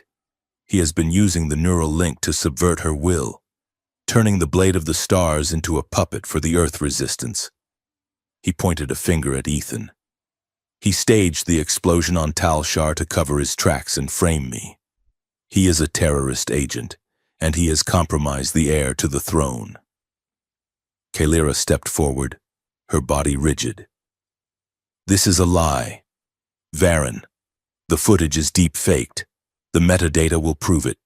The investigation has already been run, the Empress said. Her eyes locked onto Kaelira's. The footage has been authenticated by Lord Varen's security division. Of course it has. Ethan spat. Because he made it. The Empress stood up. The movement was small, but it silenced the entire room. Kaelira, she said softly, you stand accused of treason through incompetence. You have allowed a primitive to enslave your mind. I am not enslaved, Kaelira said, but her voice wavered. She felt the trap closing. Prove it, the Empress said. She pointed at Ethan. Denounce him, declare him a hostile entity. If your mind is your own, you will see him for what he is. A danger to the Empire. The silence that followed was agonizing. Ethan looked at Kaelira. Through the bond, he felt her panic. It was a white-hot spike of terror. She was calculating the odds. If she defended him now, they would both be executed for treason right here on the floor. If she denounced him, she kept her command and maybe, just maybe, she could save him later. But to save him, she had to break him. Kaelira turned to look at him. Her violet eyes were hard, shielded. The warmth he had seen in the cave was gone, locked away behind the walls of her training. Ethan, she said. Don't, Ethan whispered. Please. We are partners. You are a corruption, Kaelira said loudly, her voice projecting to the entire court. Ethan felt the words like a physical blow to the chest. I was weak, Kaelira continued, her voice steady and cold. I allowed my pity for a lower life form to cloud my judgment. The bond confused me. She looked back at the Empress. He is dangerous, Majesty. He has manipulated my tactical decisions. I renounce his influence. Ethan stared at her. He knew, logically, that she was playing the game. He knew this was politics. But the bond didn't understand politics. The bond only understood rejection. He felt a door slam shut in his mind, severing the emotional connection they had built. She was blocking him. She was shutting him out. Take him, the Empress ordered. 4 guards seized Ethan. He didn't fight. He was too numb. He just watched Kaelira as they dragged him away. She didn't look back. She stood at attention, the perfect soldier, while the man she had kissed in the dark was hauled off to the darkness. The isolation cell was not like the luxury suite. It was a white box, 3 meters by 3 meters, kept at a temperature just above freezing. There was no bed. There was no window. Ethan sat in the corner, shivering. They had stripped him of the consort's tunic and put him back in a gray prisoner jumpsuit. The silver collar had been removed, replaced by a heavy industrial restraint unit that hummed with a headache-inducing frequency. He wasn't angry. He was just empty. The door hissed open. 2 figures in white lab coats entered, followed by Lord Varen. Varen looked at Ethan like one might look at a fascinating mold culture. Remarkable, Varen said, to think such a small creature caused so much trouble. Ethan didn't look up. If you are here to gloat, take a number. I am not here to gloat, Varen said. I am here to clean up. He gestured to the scientists. The bond is a powerful thing, Varen mused. But it is biological, and anything biological can be dissected. We are going to map the neural pathways that link you to the princess. And then, we are going to sever them. Ethan looked up then. You can't, she told me. If you sever it, it kills the host. Varen smiled. It kills the weaker host. The princess is strong. She might suffer a migraine. You, on the other hand, well, your brain will likely liquefy. He turned to the scientists. Prep him for the vivisection. I want the connection severed by the next shift cycle. The scientist moved forward, grabbing Ethan's arms. They weren't cruel. They were efficient.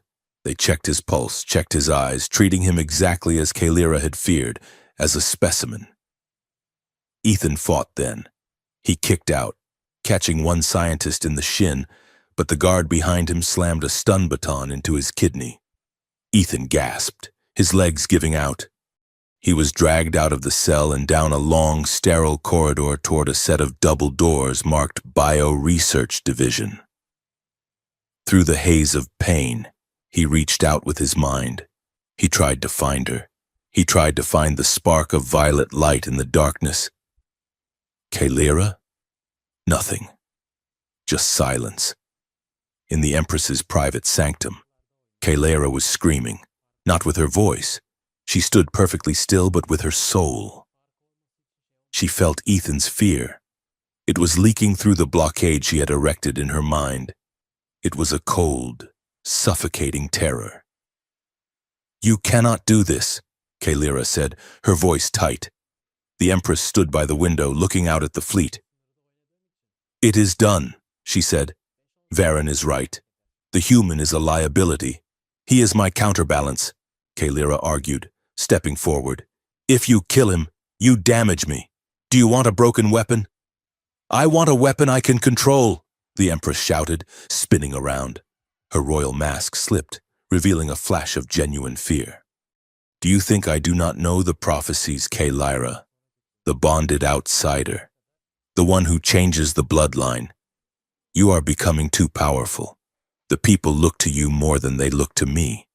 And now, with this human, you are unpredictable." She walked up to Kalira, her face inches away. "I would rather have a damaged daughter than a traitorous one." She pressed a button on her desk. "You have a choice, Kalira. You can submit to the severance. We will cut the human out of your head. You will recover. Or, I strip you of your rank. I imprison you in the citadel of silence, and I kill the human anyway." Kalira stared at her mother. She saw the fear in the Empress's eyes. It wasn't about treason when it was about power. The Empress was afraid of the change Kalira represented. "I need time," Kalira said, her voice barely a whisper, "to prepare my mind. If the bond snaps suddenly, the feedback could wipe my memory." The Empress hesitated. She nodded. "You have 1 hour. Then report to the medical bay." Kalira turned and walked out. She walked calmly until the doors closed behind her. Then she ran. She tapped her comm bead. "Tor, are you there?" A gruff voice answered. "I am here." "Princess, gather the squad," Kalira ordered. "The ones from Tal Shar, the ones who saw the truth. Meet me at the maintenance lift on deck 12. We are going rogue." Ethan was strapped to a metal table. The lab was filled with advanced equipment, lasers, scanners, and robotic arms tipped with needles. The scientists were calibrating a massive device suspended above his head. "Subject is secured," the lead scientist muttered. "Initiating neural dampening field." Ethan tested the restraints. Solid titanium. He tested the collar. It was locked into the table's power grid. He closed his eyes. He thought about the scrapyard. He thought about the time he fixed a fusion drive with a roll of duct tape and a prayer. "I am a mechanic," he thought. "I don't break things. I fix them, or I repurpose them." He felt a lump in his pocket. The guards had searched him, but they had been looking for weapons. They hadn't looked for trash. When he was being dragged from the cell, he had palmed a small, jagged piece of conductive metal, a shard of the busted drone he had destroyed weeks ago, which he had kept as a souvenir on his desk. He had managed to slip it into his sleeve during the arrest. His right hand was strapped down, but his fingers were free. The restraint cuff had a small gap where the locking mechanism met the table. It was a long shot, a 1 in a million shot. Ethan wiggled his fingers, maneuvering the shard of metal. He slid it into the gap of the restraint cuff. He probed for the magnetic seal. "Hey!" the scientist barked. "Stop moving!" Ethan didn't stop. He found the contact point. Now! He twisted his wrist, jamming the metal shard into the cuff's circuitry while simultaneously surging his body upward to put pressure on the lock. There was a spark, a pop, the cuff on his right wrist deadlocked, failing open. Ethan didn't wait. He ripped his hand free. In one fluid motion, he grabbed the tray of surgical instruments next to the table and flung it at the scientists. Scalpels and laser cutters clattered everywhere. "Subject is loose," a scientist screamed. Ethan unbuckled his other hand and rolled off the table just as the overhead laser fired, scorching the metal where his head had been. Security! 2 drones dropped from the ceiling. Ethan didn't have a weapon, but he was in a lab full of high-energy equipment. He grabbed a handheld laser cauterizer from the floor. He rolled under the table as the drones opened fire. Plasma bolts chewed up the floor. Ethan scrambled to the power junction box on the wall. He jammed the cauterizer into the main breaker and pulled the trigger. The laser overloaded the panel. Sparks showered the room. The lights died. The gravity plating flickered and failed. The room went into 0G. The scientist screamed, floating helplessly. The drones, confused by the sudden loss of gravity reference, spun wildly. Ethan kicked off the wall. He knew 0G. Kalara had made sure of that. Push from the center of mass. He flew past the spinning drones, grabbed the door release, and forced it open. He tumbled out into the corridor, gravity slamming back into him as he left the lab's localized field. He hit the floor hard, rolling to his feet. Alarms were blaring. Red lights strobed. He ran. He didn't know where he was going. He just knew he had to get away from the knives. Kalara didn't need a tracker. She stood in the corridor of Deck 12, her eyes closed. She lowered the walls she had built. She let the bond flood back in. It hit her like a physical wave, pain, panic, and a fierce, burning determination. "Ethan." She turned left. "This way," she said to Tor and the 3 other loyal soldiers behind her. They moved through the ship's veins, the maintenance shafts where the elite never walked. Steam hissed from vents. The air smelled of oil and ozone. Kalara ran, her heart pounding. She could feel him getting closer. He was hurt. She felt a sharp sting in her own arm, mirroring a cut he must have taken. They reached a junction. A figure came stumbling out of the shadows.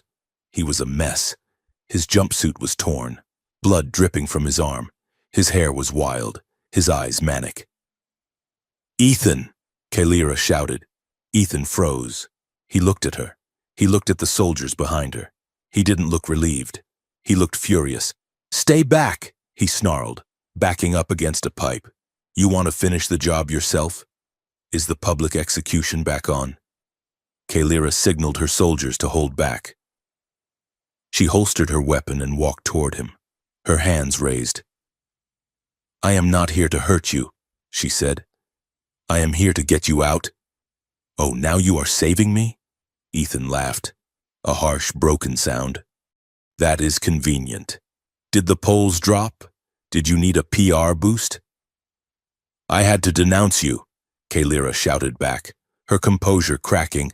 "If I had defended you in that room, we would both be dead right now. I bought us time. You bought yourself time." Ethan yelled. "You threw me to the wolves, Kalara. You stood there and called me a parasite. Do you know what that felt like? Do you know what it felt like to have you shut me out? It felt like dying." Kalara screamed. She closed the distance, grabbing the front of his jumpsuit. She slammed him back against the wall, not to hurt him, but to hold him. "It felt like tearing my own heart out," she confessed, her voice breaking. "I was terrified, not of the Empress, not of Varen. I was terrified of what I was feeling. She was shaking. Tears were streaming down her face, cutting through the warrior's stoicism. I have spent my whole life being a statue. Kalira sobbed, cold, perfect, unfeeling. And then you messy, sarcastic, fragile human. You woke me up, and I hate it. I hate that they can use you to hurt me. Ethan stared at her. He saw the raw, bleeding honesty in her eyes. He felt it through the bond, a torrent of guilt and love that knocked the wind out of him. I am terrified too, Ethan whispered. I am just a mechanic, Kalira. I fix toasters. I am not a revolutionary. I am scared that one day you are going to realize I am just ordinary. Kalira shook her head. When I kissed you on the platform, she said, her voice dropping to a fierce whisper. It wasn't just to save you, and it was because I wanted to shatter the rules. I wanted to break the script. She looked at his lips. I want to break everything. Ethan, if it means I get to keep you. Ethan looked at her. He saw the woman beneath the armor. He saw the choice she was making. Then break it, he said. He grabbed the back of her neck and pulled her down. This kiss was not like the others. The first had been a performance. The second had been a question. This one was an answer. It was fierce, messy, and desperate. It was teeth clashing and breath mingling. It was the taste of salt and blood. The bond flared between them. No longer a subtle hum, but a roaring fire, welding their souls together in the darkness of the maintenance shaft. They pressed against each other, trying to eliminate the space between them. Ethan's hands gripped her waist. Kalira's fingers tangled in his hair. They were shaking, clinging to each other like drowning sailors clinging to driftwood. It was an acknowledgement of mutual destruction. By choosing this, by choosing each other, they were signing their own death warrants, and neither of them cared. They broke apart, gasping, foreheads touching. Okay, Ethan panted. Okay, we are together. We are doing this. Kalira nodded, wiping her eyes with the back of her hand. We are doing this. So what is the plan? Ethan asked. Besides kissing in a hallway while an entire fleet hunts us? Kalira took a breath. Her eyes hardened. The violet light returned, sharp and dangerous. We steal the fleet, she said. Ethan blinked. Ambitions?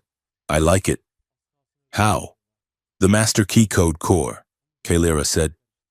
It is in the central server room on the bridge level. It contains the encryption keys for the entire Dominion network. If we get it, we can unlock the communication arrays and broadcast the truth. Ethan finished, his mechanic's brain already spinning up. But simply broadcasting it isn't enough. They will jam the signal. Not if we embed it, Ethan said, a grin spreading across his face. Not a broadcast, a firmware update. He looked at Kalira, excitement overriding the pain in his arm. Every ship, every drone, every toaster in the fleet runs on the same OS. If I can plug the Talshar data into the key code core, I can disguise the evidence as a critical system patch. Kalira smiled. A predator's smile. The system will force every device to download the truth, she realized. It will play on every screen, every helmet HUD, every data pad. Exactly, Ethan said. We turn the Empire's own bureaucracy into a megaphone. It is suicide, Kalira said.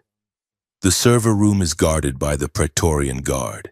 Ethan took her hand, his fingers interlaced with hers, dirt mixing with royalty. We are already dead. Princess, he said, we might as well go out with a bang. Kalira squeezed his hand.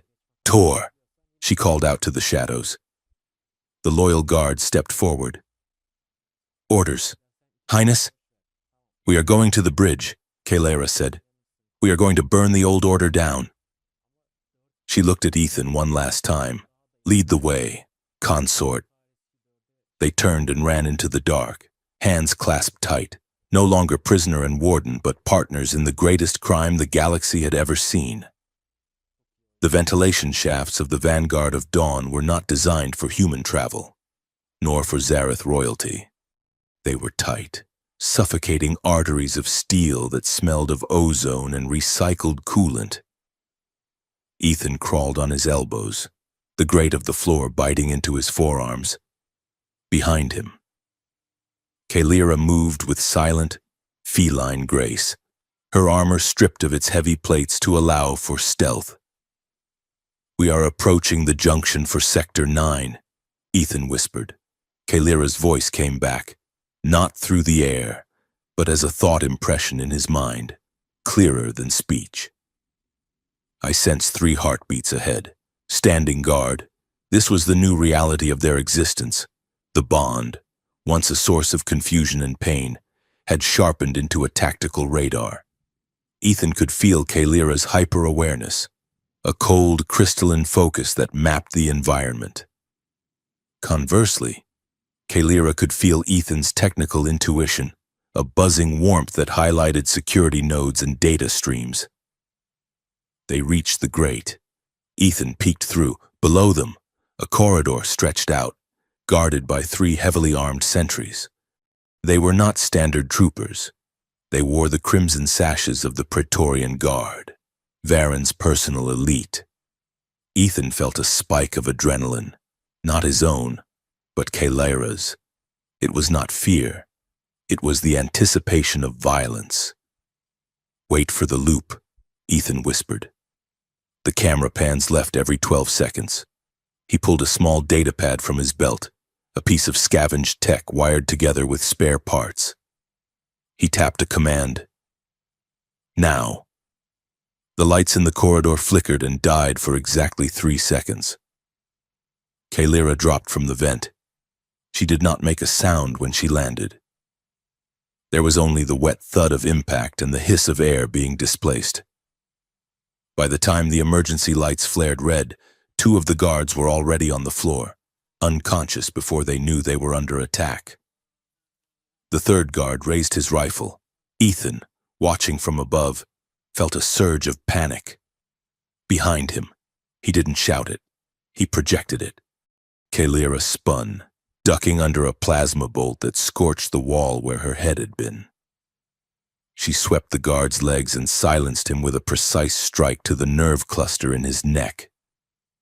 "Clear," she said, her voice steady. Ethan dropped down, landing awkwardly but staying on his feet. He rushed to the wall panel, plugging in his datapad. "Tor, are you on the line?" Ethan asked into his comm bead. The gruff voice of the loyalist guard crackled in his ear. "We are holding the lift at Sector 4, but the patrols are increasing. Varen knows something is moving in the ship." "Tell the miners to flood the lower deck frequencies," Ethan ordered, his fingers flying across the interface. "We need a distraction. If we are going to get to the core, we need the eyes looking elsewhere." "Copy that." A new voice chimed in. "Jack, from the Talshar Underground.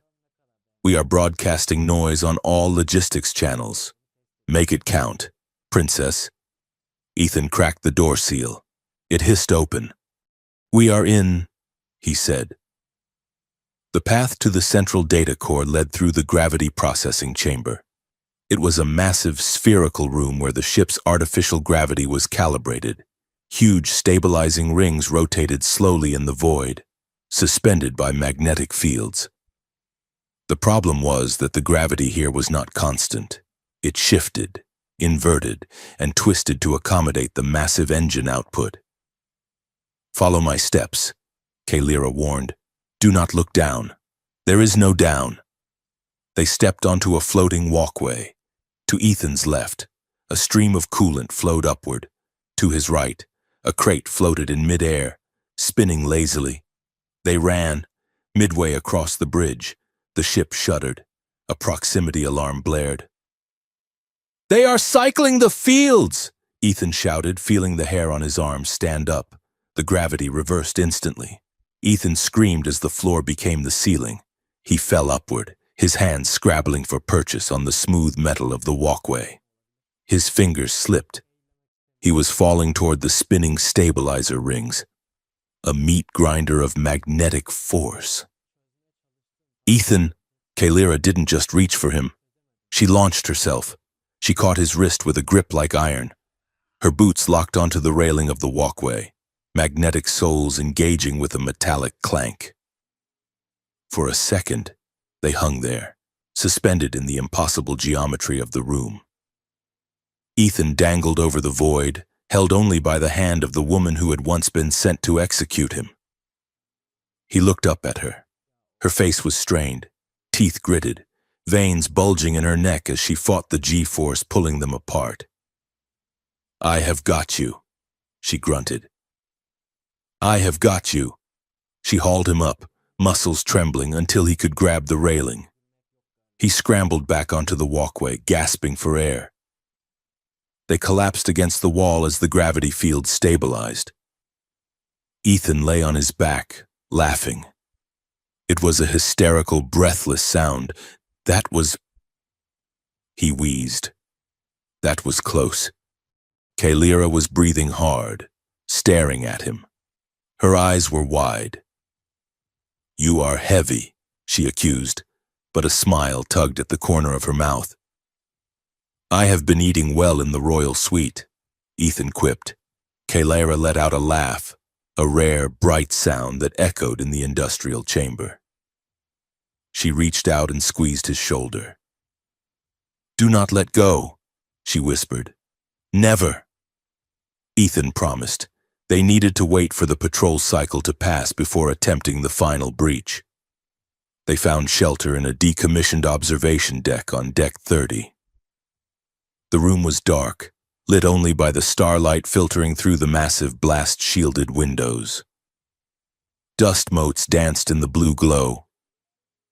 Ethan sat on a crate, nursing his bruised wrist. Kalira stood by the window, looking out. Below them, the earth hung in the void. It was beautiful and scarred, shrouded in the gray clouds of occupation, but beneath that, the blue of the ocean still shone through.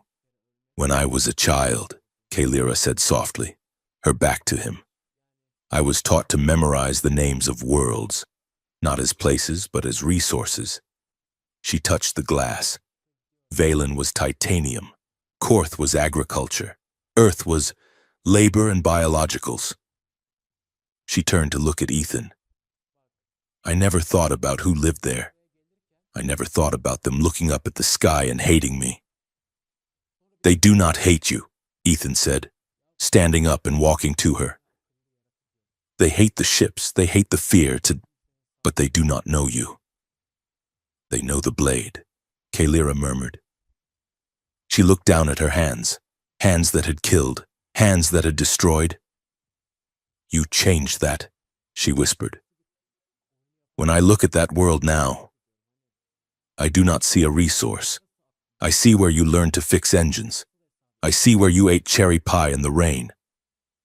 She looked up at him, her violet eyes shimmering with tears she refused to shed. "I see a home, Ethan. And I am ashamed that I helped burn it." Ethan reached out and took her hands. He felt the calluses on her palms, the strength in her fingers. "We can fix it," he said. "That is what mechanics do. We rebuild." The space between them seemed to vanish. The silence of the room was heavy, not with threat, but with a sudden, overwhelming awareness of each other. The bond was humming, a low, constant vibration that blurred the lines where his emotions ended and hers began. He felt her guilt, but beneath it, he felt a fierce, burning desire, a need to be known, a need to be held, not as a princess, but as a woman. "Kalira." Ethan breathed. She stepped closer. The armor she wore felt like a shell she was desperate to shed. She reached up and touched his face, her thumb tracing his lower lip. Her hand was trembling. The blade of the stars. Who could duel 3 guards without breaking a sweat, was shaking because she was about to do something she had no training for. "Ethan," she whispered, "I do not want to be a weapon tonight." "Then be mine," Ethan said. He leaned in, and their lips met.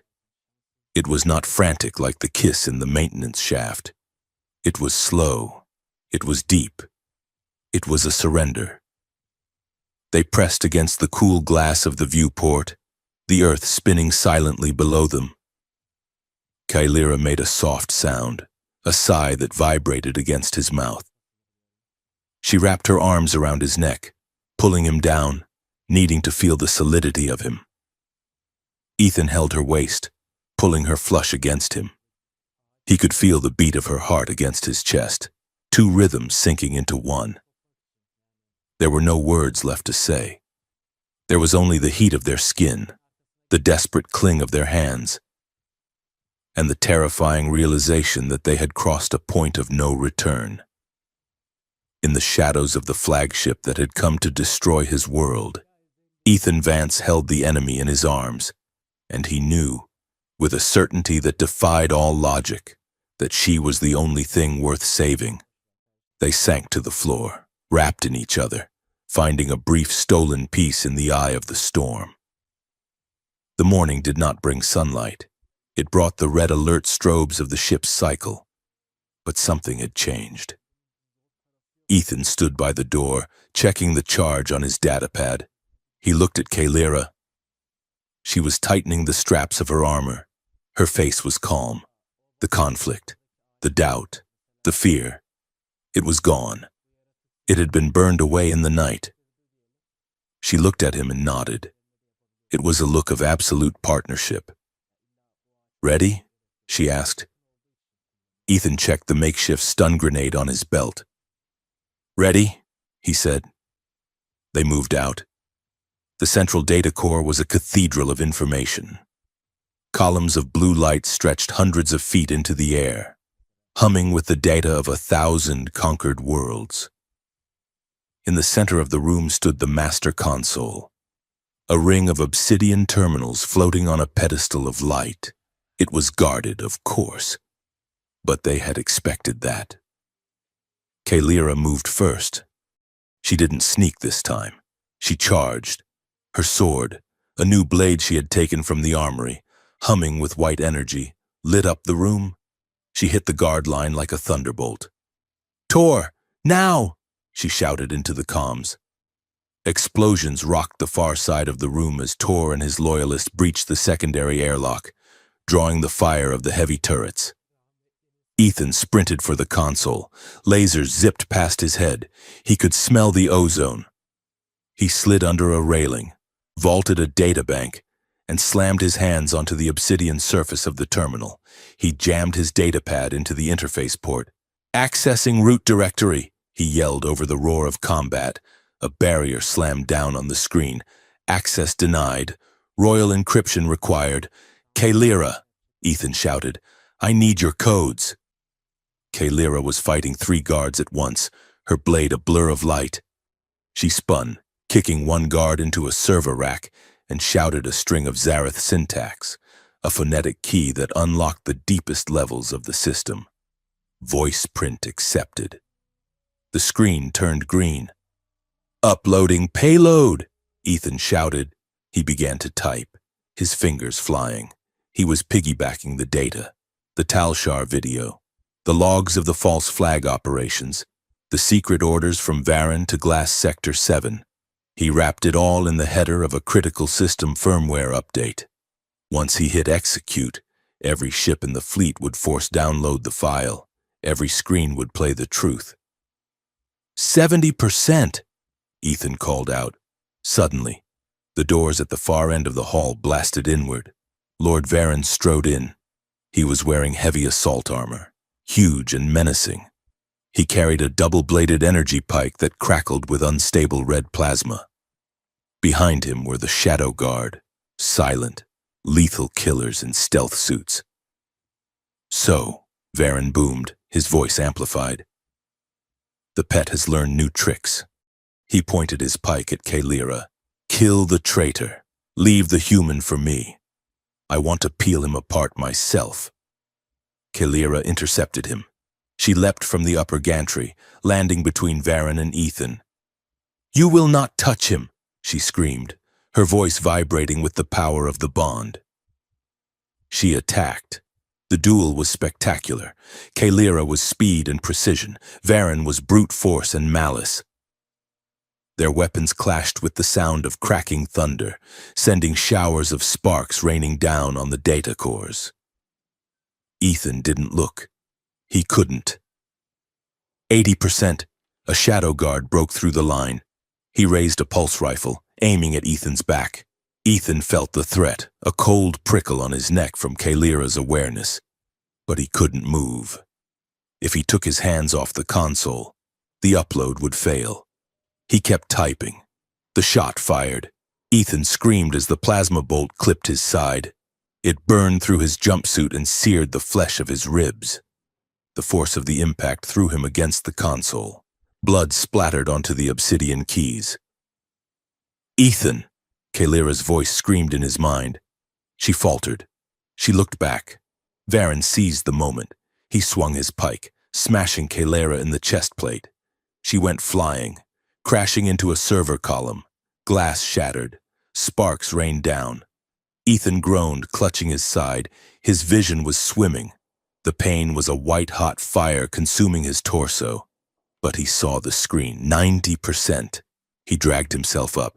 His fingers were slippery with his own blood. "I am still here," he gritted out. He resumed typing, one-handed, his breath coming in ragged gasps. Varen loomed over Kalira. She was on the ground, her armor cracked, her energy sword flickering. "Look at him," Varen sneered, gesturing to Ethan. "He dies for nothing. The Empire will not change because of a video. Princess, we are built on blood." Kalira looked at Ethan. She saw him slumped over the console, bleeding out, but still working. She felt his stubbornness. She felt his love. It gave her strength she didn't know she had. She stood up. "We are built on lies," she said, "and lies shatter." She deactivated her sword. Varen laughed. "Surrendering?" "No," Kalira said, "improvising." She waited. Varen lunged, thrusting his pike straight for her heart. Kalira didn't dodge. She stepped into the strike. She caught the shaft of the pike between her armored palms, the red plasma burning her gauntlets. She let the blade graze her shoulder, accepting the wound to close the distance. Varen's eyes widened. He was too close. His weapon was trapped in her grip. Kalira drew a small, hidden dagger from her boot, a physical metal blade. Not energy, not tech, just sharp, cold steel. She drove it into the power core on Varen's chest.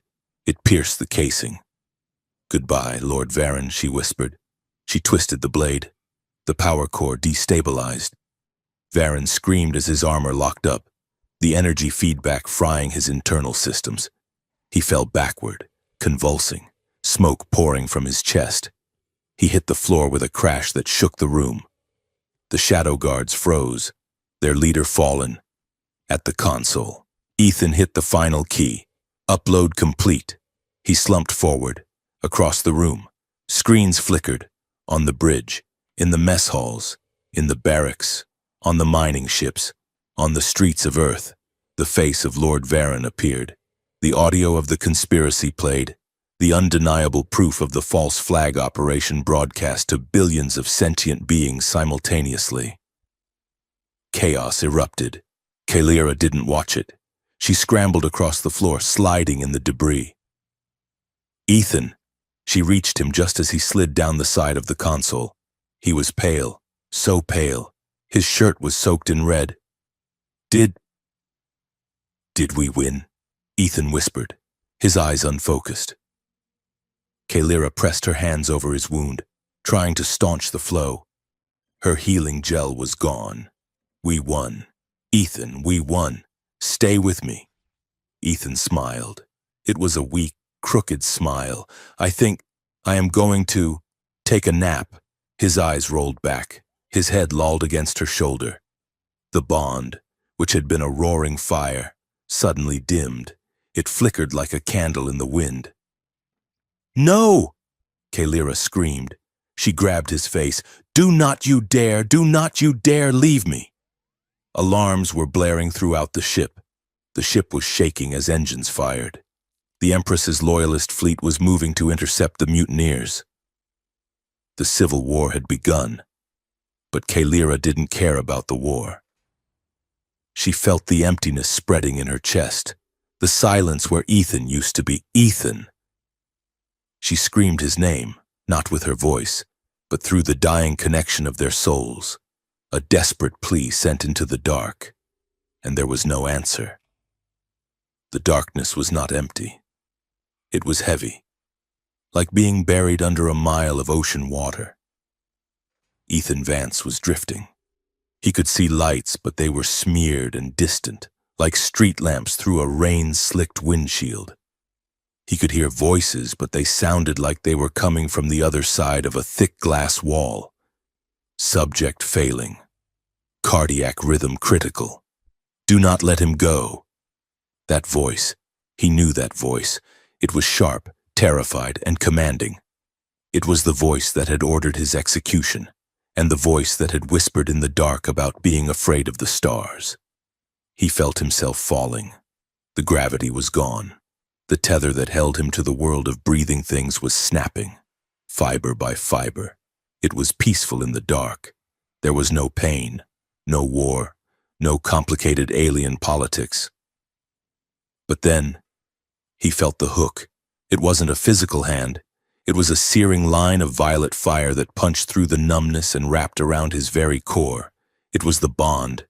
It was pulling him back, dragging him up through the crushing weight of the void. Come back. The will behind the pull was monolithic. It was a refusal to accept reality. It was Kalira. Ethan gasped, or thought he gasped, as the sensation of having a body slammed back into him. Pain returned, cold returned. He opened his eyes for a split second. He saw a ceiling of white tiles rushing past. He saw Kalira's face, hovering over him. She was not wearing her helmet. Her hair was wild, sticking to her face with sweat. Her eyes were wide, dilated, burning with a frantic intensity he had never seen before. "Stay with me," she screamed. "We are at the medical bay." He tried to speak, but his mouth tasted like copper and ash. The doors hissed open. "Clear the room," Kalira shouted. "Initiate the Genesis protocol," a robotic voice answered, calm and indifferent. "Protocol restricted. Genesis class procedures are reserved for Imperial bloodlines. Genetic mismatch detected." "Override," Kalira roared. "Authorization code, Alpha 09 Kalira. Execute. Warning. The procedure requires a biological donor for energetic transfer. The strain may be fatal to the donor." "I said do it." Ethan felt a needle slide into his neck. He felt Kalira's hand grip his, squeezing so hard he thought his bones might crack. Then the fire took him, and he knew nothing else. The first thing Ethan noticed when he woke up was the silence. It wasn't the dead silence of the void. It was the quiet of a room that was holding its breath. He blinked. The light was soft, amber-hued. He was lying on a bed that felt like a cloud, hooked up to machines that hummed with a rhythmic, reassuring pulse. He took a breath. His ribs didn't hurt. The searing agony in his side was gone, replaced by a dull, distant ache. He turned his head. Kalira was sitting in a chair next to the bed. She was asleep, her head resting on the mattress near his hand. Ethan froze. She looked different. The iridescent, glowing markings that usually traced her arms and neck, the bioluminescent sign of her royal vitality, were dim. They were not the vibrant, pulsing violet he remembered. They were a pale, washed-out gray, barely visible against her skin. Her hair, usually shimmering like spun silver, looked duller. Deep shadows hung under her eyes. She looked like she had aged 10 years in a single night. Ethan moved his hand. His fingers brushed against her cheek. Kalira jerked awake. Her head snapped up. Her eyes found his, and for a moment, they were panicked, searching. Then, recognition flooded in. Ethan. She breathed his name like a prayer. "Hey, Princess," Ethan rasped. His voice sounded like he had swallowed gravel. "You look terrible." Kalira let out a sound that was half laugh, half sob. She slumped forward, burying her face in the mattress next to his shoulder. "I thought I lost you," she muffled into the sheets. "I felt you go cold. I felt the bond snap." "You pulled me back," Ethan said. He remembered the fire, the hook in the dark. Kalira lifted her head. She took his hand in both of hers. Her skin felt cooler than usual. "The procedure," she explained softly. "It uses raw bioenergy to accelerate cellular regeneration. It knitted your organs back together in hours instead of months. But it requires a source." Ethan looked at her gray markings. He looked at the exhaustion etched into her very bones. "You gave me your life force," he whispered. Kalira shrugged, a small, weak gesture. "I had plenty to spare."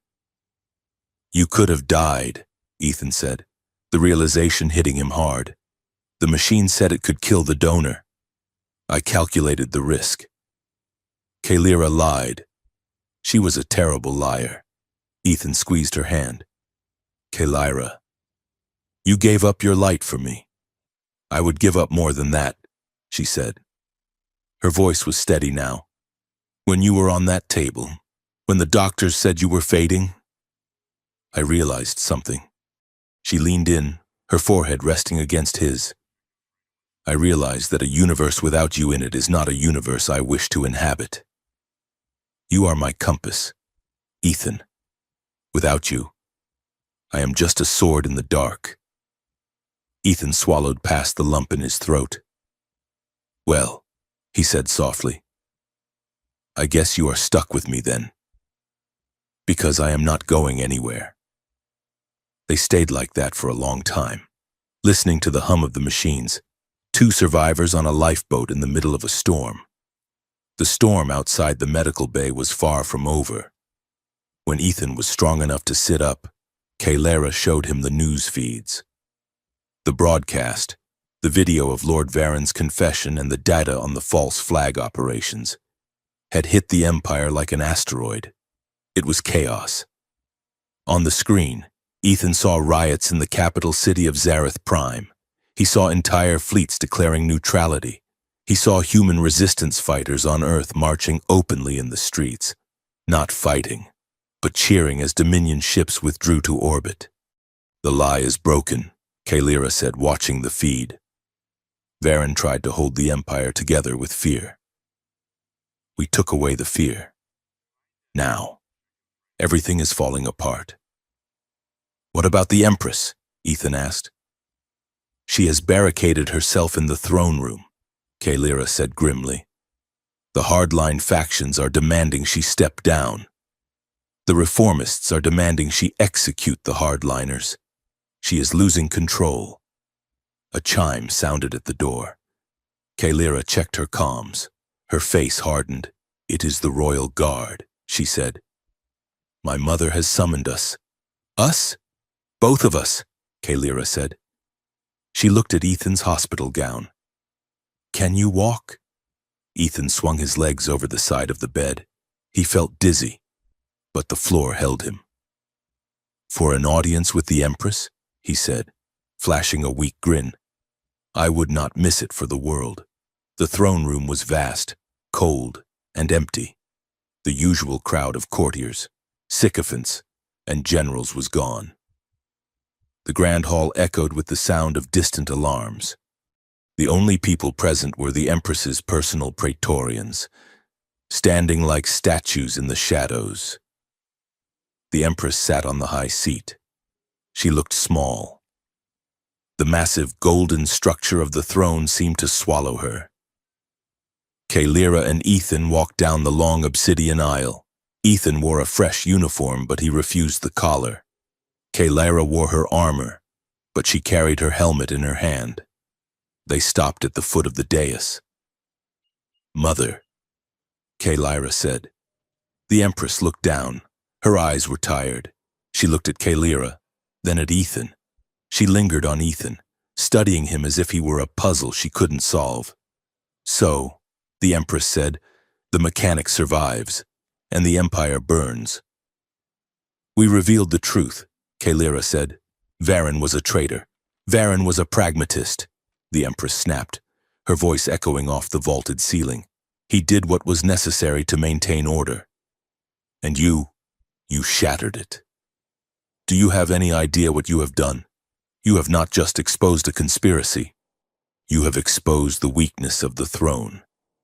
She stood up and walked down the steps. "The fleets are fracturing. The subject worlds are revolting. The council is in deadlock." She stopped in front of Kalyra. "You broke it, daughter. Now you must fix it." "What do you want?" Kalyra asked. "I want to abdicate," the Empress said. Ethan blinked. The word hung in the air, heavy and impossible. The Empress looked at her hands. "I am tired. Kalyra, I have ruled for 200 years. I have held this empire together with blood and silence. I cannot change. I am too old, and I am too complicit." She looked up, her eyes steel again. "But you are the hero of the hour, the warrior who exposed the corruption, the princess who bonded with a human." She gestured to Ethan. "He is your asset, your symbol. If you take the throne now, with him by your side, you can unite the factions. The humans will see him and hope for peace. The Zareth will see you and see strength. You can save the Empire." Kalyra looked at Ethan, then she looked back at her mother. "And if I refuse?" "Then civil war consumes us all," the Empress said simply.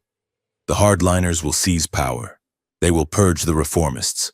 They will glass Earth just to make a point. And they will hunt you both down to the ends of the galaxy." She held out her hand. "Take the crown, Kalyra. Become the Empress you were born to be. Use the human. Save your people." They were given 1 hour to decide. Ethan and Kalyra stood on a balcony overlooking the ship's reactor core. The blue light of the engine pulsed rhythmically, a heartbeat of immense power. "It is a good offer," Ethan said quietly. Kalyra gripped the railing. "Is it?" "You could change everything," Ethan said. "You could write the laws. You could end the occupation. You could protect Earth." He looked at her. "You would be a good queen. Kalyra, you have a conscience now." Kalyra turned to him. "And what about you, Ethan? What do you become?" "I become the consort," Ethan said. "The symbol. The proof that the aliens are nice now." He laughed bitterly. "I become a pet with a fancier title." Kalyra shook her head vehemently. "No, I would never treat you like that." "It is not about how you treat me," Ethan said. "It is about what I represent. If we do this, if we step into that machine, we are saying that the system works. We are saying that the Empire is valid. It just needed a new driver." He stepped closer to her. "Survival without integrity is just another kind of prison. Kalyra, you told me that once." "I did," Kalyra whispered. She looked at her gray markings. "If I take the throne, I have to play the game. I have to make compromises. I have to trade lives for stability. And I have to own you. Even if I love you, the political reality will make you my possession. Love cannot be built on ownership," Ethan said. He took her hand. "And forgiveness doesn't mean forgetting. It doesn't mean we just paint over the cracks and say everything is fine. The Empire committed genocide. Kalyra, putting a human on the throne next to you doesn't fix that. It just hides it." Kalara looked into his eyes. She saw the fear there, the fear of losing himself, of becoming a tool again. But she also saw the steel, the moral compass she had come to rely on. "So what do we do?" she asked. "If we walk away, the war starts." "We do not walk away," Ethan said. "And we do not take the crown. We break the wheel." The great hall was full again, not with courtiers, but with holographic projections of the fleet admirals, the planetary governors, and the resistance leaders. The entire galaxy was watching. The Empress stood by the throne, holding the ceremonial diadem of leadership. Kalara stood before her. Ethan stood at her side, not behind her. Kalara looked at the camera drones. She looked at the faces of the warlords and the peacemakers. "My mother has offered me the throne," Kalara began, her voice projecting clearly. "She offers me the power to rule, to bring order, to continue the legacy of the Zareth dominion." She paused. She looked at the diadem. "I refuse." A gasp rippled through the hall. The holographic figures murmured. The Empress stiffened. "The dominion is broken," Kalara declared. "It cannot be fixed by changing the face on the currency. It was built on the idea that strength gives the right to rule. That is a lie." She reached out and took Ethan's hand. She raised their joined hands high. "This bond is not a symbol of conquest. It is a symbol of integration. It is proof that we are stronger when we do not dominate, but when we connect." She turned to the Empress. "I will not be your Empress. I will not be a dictator. I call for the dissolution of the High Council." She looked at the projections. "I propose a transitional authority, a governing body made up of representatives from all worlds, Zareth, Human, Korth, Valen, a council where no single species holds the whip." "This is madness," a general shouted from a hologram. "The Empire will collapse. Let it collapse," Kalara shouted back. "Let it fall so we can build something that stands on its own." She looked at the Empress. "Mother, you said you were tired. Then rest. Remain as the figurehead. Keep the title. Keep the ceremony. But give the power to the people you have silenced." The Empress stared at Kalara. She saw the fire in her daughter's eyes. It wasn't the cold fire of a warrior. It was the warm, unyielding fire of a leader who believed in something greater than herself. The Empress looked at the murmuring admirals. She looked at the angry generals. She realized she had two choices: a daughter who would build a new world, or a general who would burn the old one. "Very well," the Empress said softly. She lowered the diadem. "The throne accepts the proposal. A transitional council will be formed." She looked at Ethan. "And Earth?